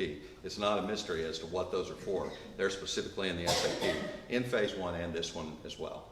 Okay, so I guess it kind of negates my next question. Is I was thinking probably was a tax, and so it's on the, when it comes from the county assessor's office, it's listed as tax. Yeah. So from the county assessor's officers, all taxes are veterans that are 100% disabled are exempt from paying taxes, but in this case they're not exempt from paying the PID. Is that correct? That's correct. Okay. Any further questions? Yeah, I have a question. Answer your question that you had earlier. Well, it wasn't a question, it was a statement, because when it ends was what I needed to know, and that would be great, because our lenders roll that into our payments, so that's. I'll comment on that something one in a was moment too. Yes, sir. Hey, good afternoon, Jason Avery, 1164 Luca Drive. So I received this letter from the City of McLendon-Chisholm. I think I'm one of only 15 people that received it. So my question is, I currently have a PID assessment. Is that going to increase? Your capital levy is fixed on your lot type. So if you're on a lot type 1, the service plan says your levy is X, and that doesn't change. Your payment schedule on an annual basis was adopted, or you're in phase 1, or I don't know where your lot is, but. Yeah, well, that's where it gets a little bit more confusing, because when we signed the contract, we were 1B. And then at the very last minute, we got moved to 1C because of the developer, not sure who it was, this was in December.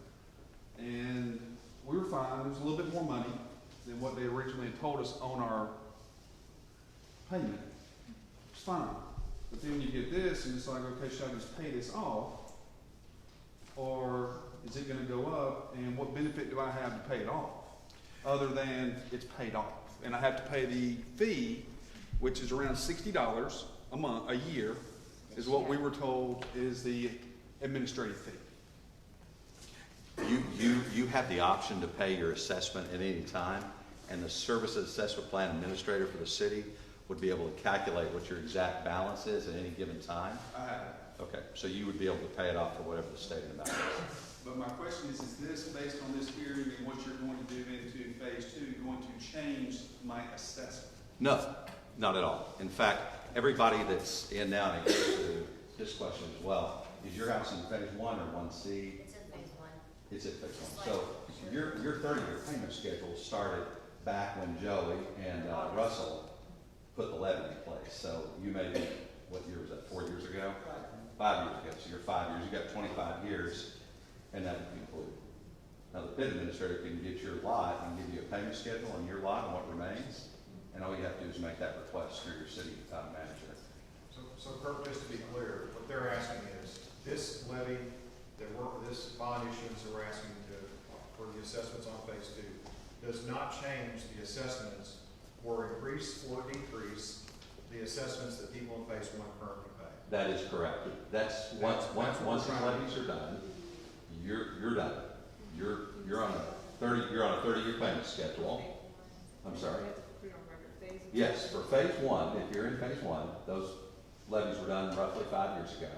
So 5 years have been paid, so you've got 25 years remaining roughly. Okay. And it does not change. So let's be clear, because we're not clear. So we're not clear. We're in 1C, but 1C is in phase 2 of the PID. The question is, and I love y'all to death, I promise with the love of the Savior I do, but it irritates me when you don't answer the exact question. So I'm asking the question and I want to be clear. We just got the assessment letter. Are our assessments going up? And to answer your question, yes, there is something that does continue for the rest of your life. Yes, there is. I have talked to literally, and when I'm not telling you what I think, I'm telling you what I know, because I've talked to these people, I've talked to, everybody. I'm not trying to undermine you, but I am saying we are asking questions. Please don't dance around it, because I'll continue to ask until we actually get an answer. Are our assessments going up? Phase 1C and phase 2. That's two different phases. I'm not in phase 2.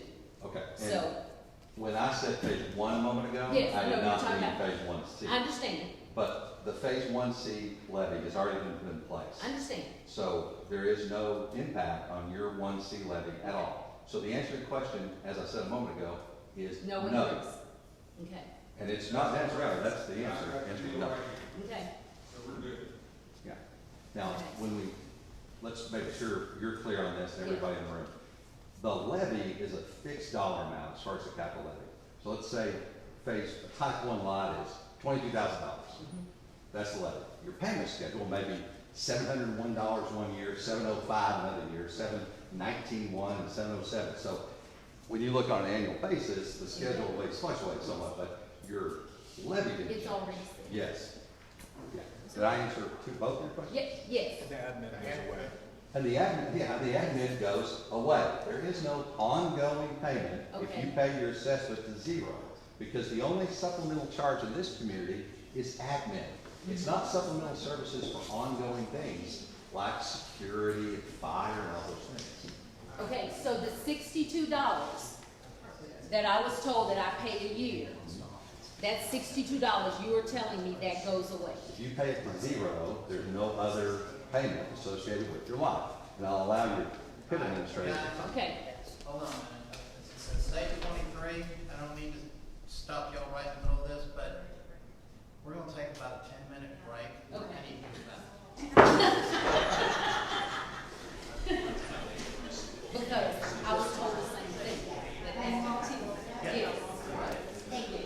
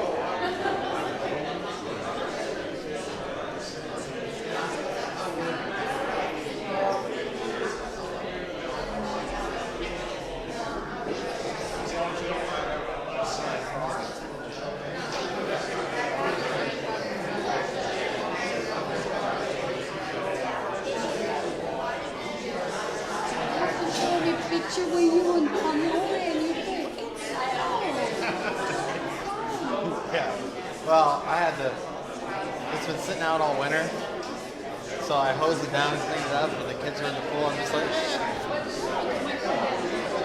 just toss it in. They had a blast. They can only go like 5 feet one direction, but.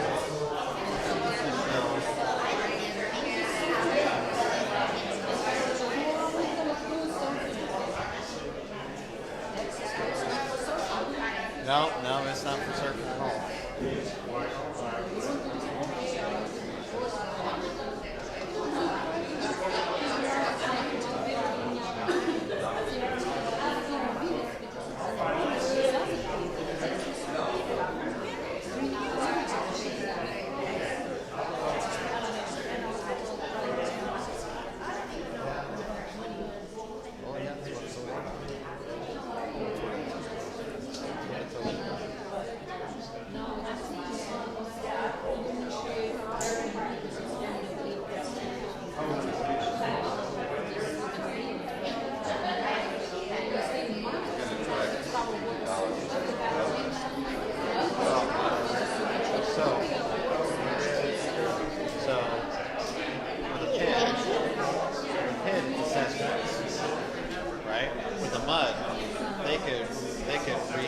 They could continuously reinvest their debt. And then, so once a PID assessment's done, it's locked in. It's locked in.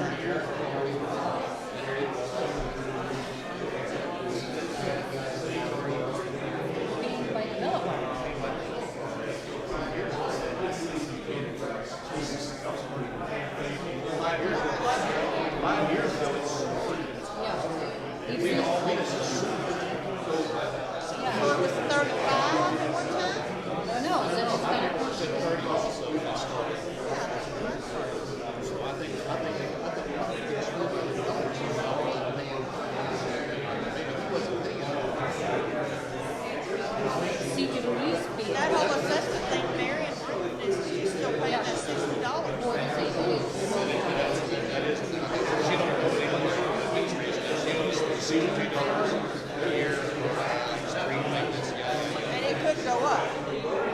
Yeah. They come in here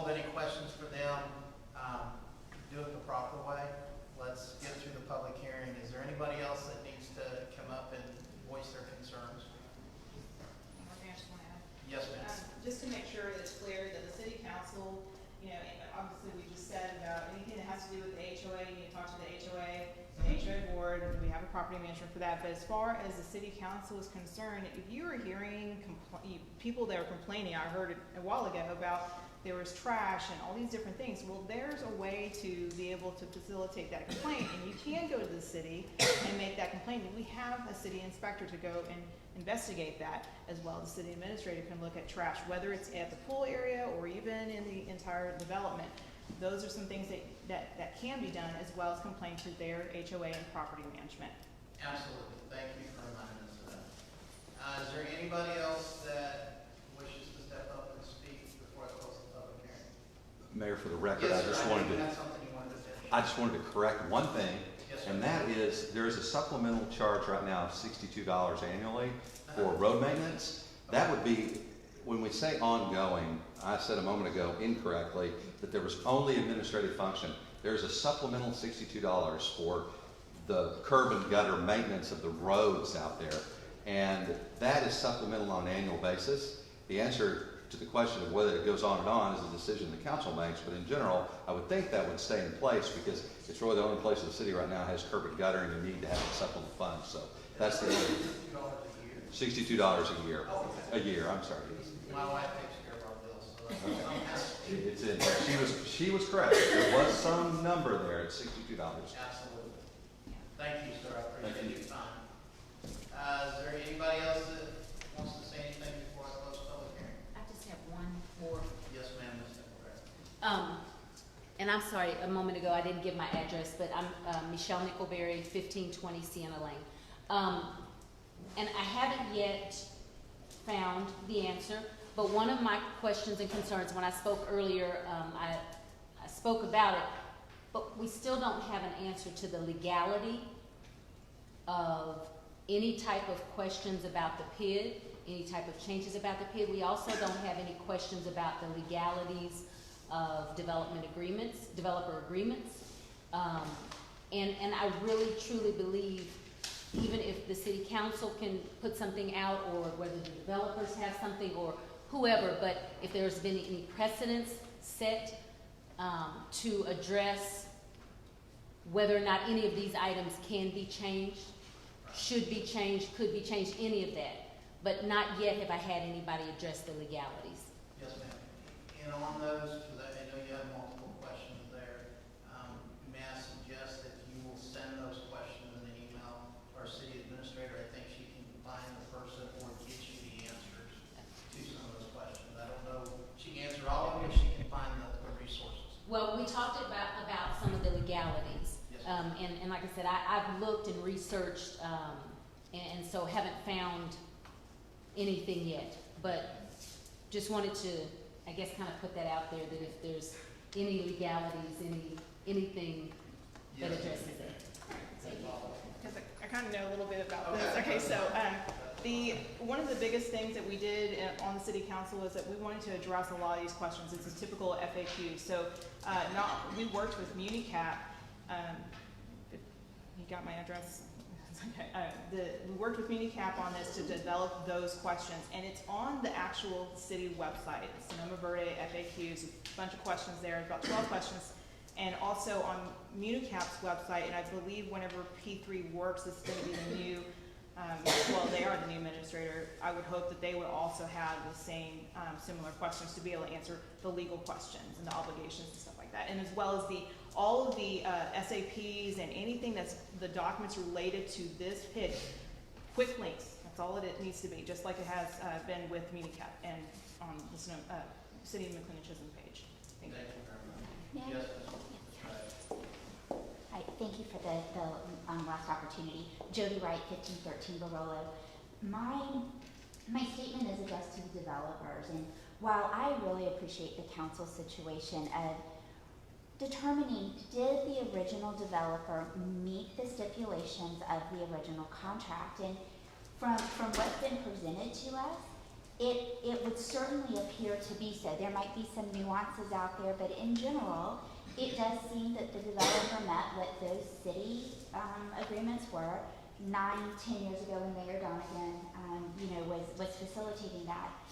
My question is more personal, however, though, is that there would appear to be some responsibility for the developers currently to honor the information that was provided to us as homeowners when we bought our home.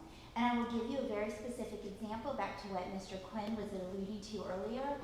We have a disabled son, and his disability will only progressively get significantly worse. The primary reason we bought our home in Sonoma-Verde was knowing that you were providing an assisted living community. That was in all of the literature that we talked about, and in fact, in so much that our builder, when we talked about why we were so interested, shared with us that it was a wonderful amenity and something that would allow him to remain at home in the sense of he can't process change. So to have moved out of an entire community would have been debilitating for him. So the fact is, it feels like it is very intentional bait and switch in that you didn't create those original documents. I don't state that you did, but we bought on the premise that we would have that. And the fact that now it's so loosey-goosey and oh, maybe it will, maybe it won't, we don't have the plat of land identified as that any longer, it just doesn't feel like we're all coming to the table with the best of intentions when we bought under best intentions that what we were provided was actually going to be provided to us. And it was never stipulated that it was a maybe, ever. Not by our builder at the time. It was, this is what the community has planned. So I appeal to you, as a resident of the community who bought with the understanding that that was something that was given, whether it was your promise or not, and again, back to the council, I understand that wasn't part of your original contracts. I do. I get the conflict, but to the developers, I think there should be an intent to fulfill what promises were previously made. Thank you. Thank you for your time, council. All right, if there's no other comments, public hearing is closed for the evening. We'll move on to 6.3. Consider the adoption of an ordinance authorizing the issuance and sale of City of McLendon-Chisholm, Texas Special Assessment Revenue Bonds, Series 2019, Sonoma Public Improvement District, Improvement Area Number 2 project, and approving various documents related to such bonds. Do I have a motion?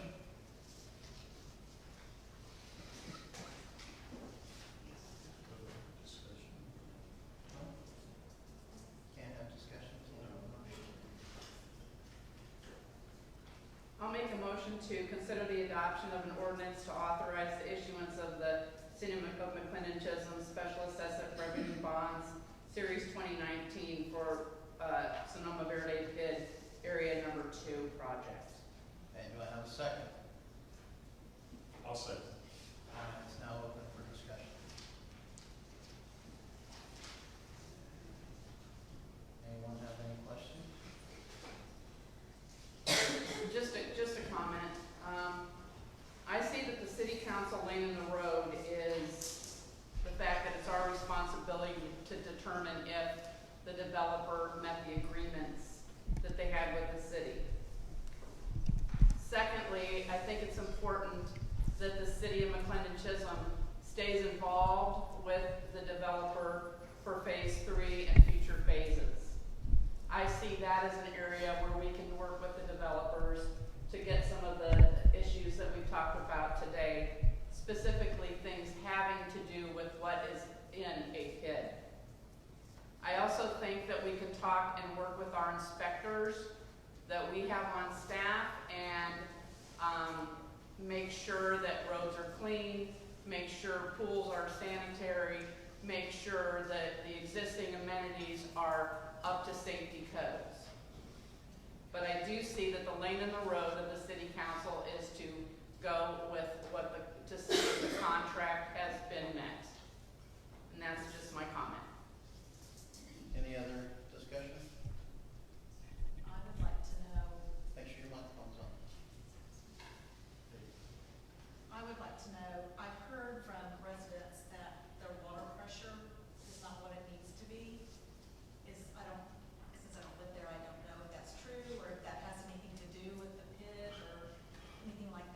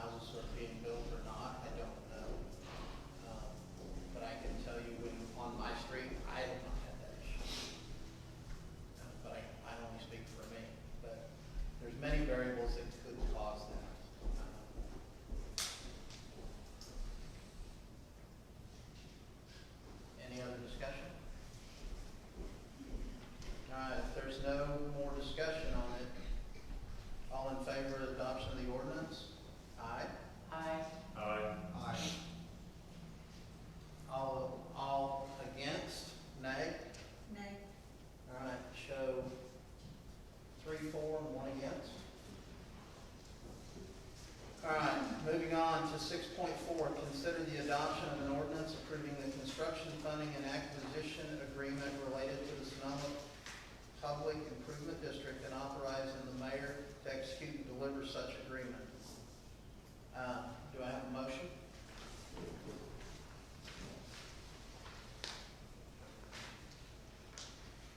I'll make the motion to adopt an ordinance approving the construction, funding, and acquisition agreement related to the Sonoma-Verde PID and authorizing Mayor Short to execute and deliver such agreement. Do I have a second? I'll second. All right, it's now open for discussion.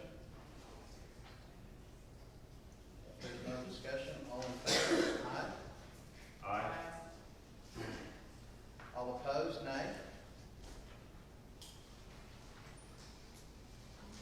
Abstains? Okay. So show 3, 4, and 1 abstain.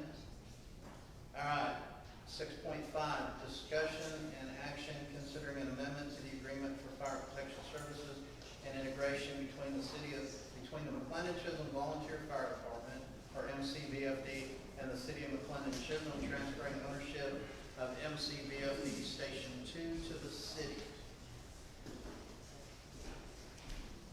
Do we need to make a motion on that? Yes, sir. All right, do I have a motion?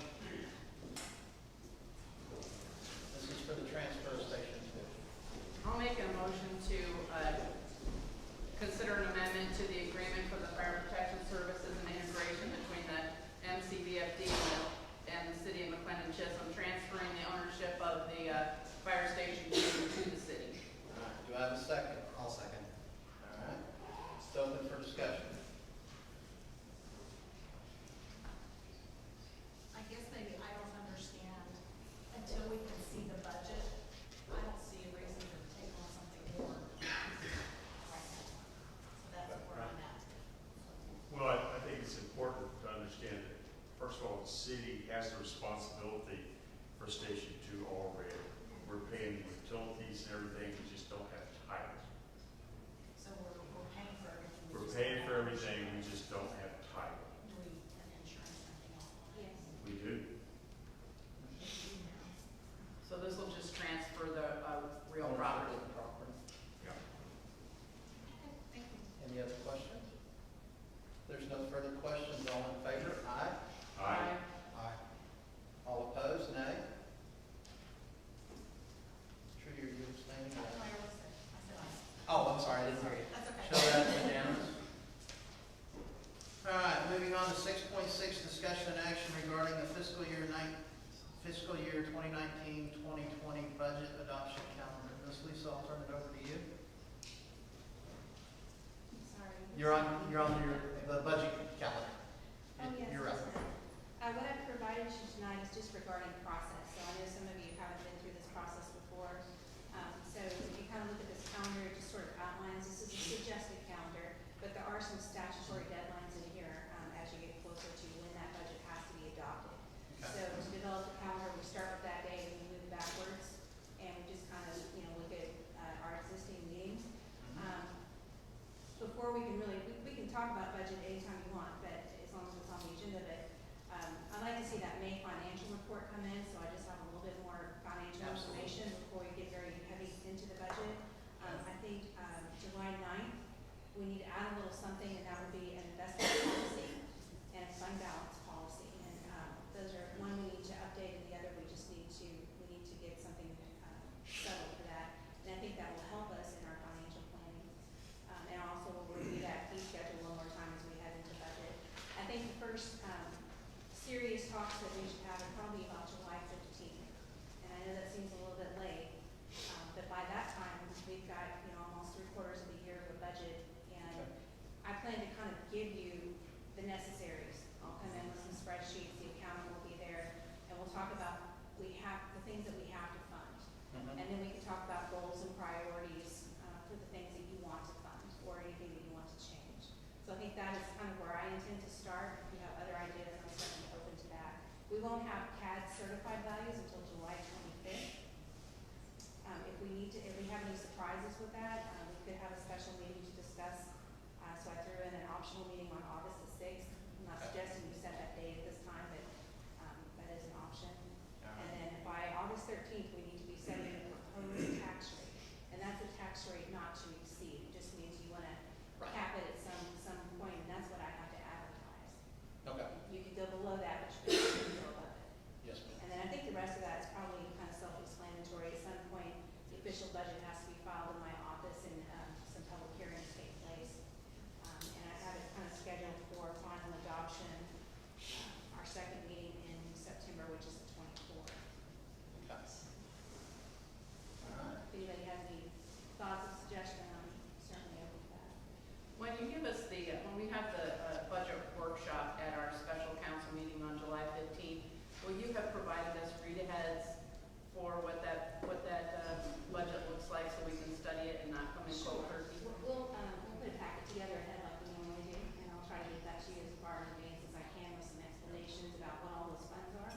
Can you draw the line at the current tax rate? That way, you know, the above the line, below the line, where, if that's making any sense to you, base the budget Based on on what the our current current tax tax rate is, Sure. yes. That's what we normally do. That's what I think. All right. Well, if there's no further questions on that, we are going to move on. We're going to skip over a few things. We'll come back to them. We're going to move down to 9.1 and recess into executive session in accordance with Texas Government Code 551.071, consultation with the city attorney on matters in which the duty of the attorney to the government body under the Texas disciplinary rules of professional conduct that the State Board of Texas clearly convicts with this chapter regarding possible fire station location and options for placement and methods of placement of said fire station within the city limits. Time is 8:54. Recess into executive session. Thank you. Absolutely. Thank you. Thank you for your work. Like I say, hopefully we can answer questions. Yes, sir. Absolutely. Yeah, just keep, help them take the call. This is right. I was like, wait. I've got so much stuff like this.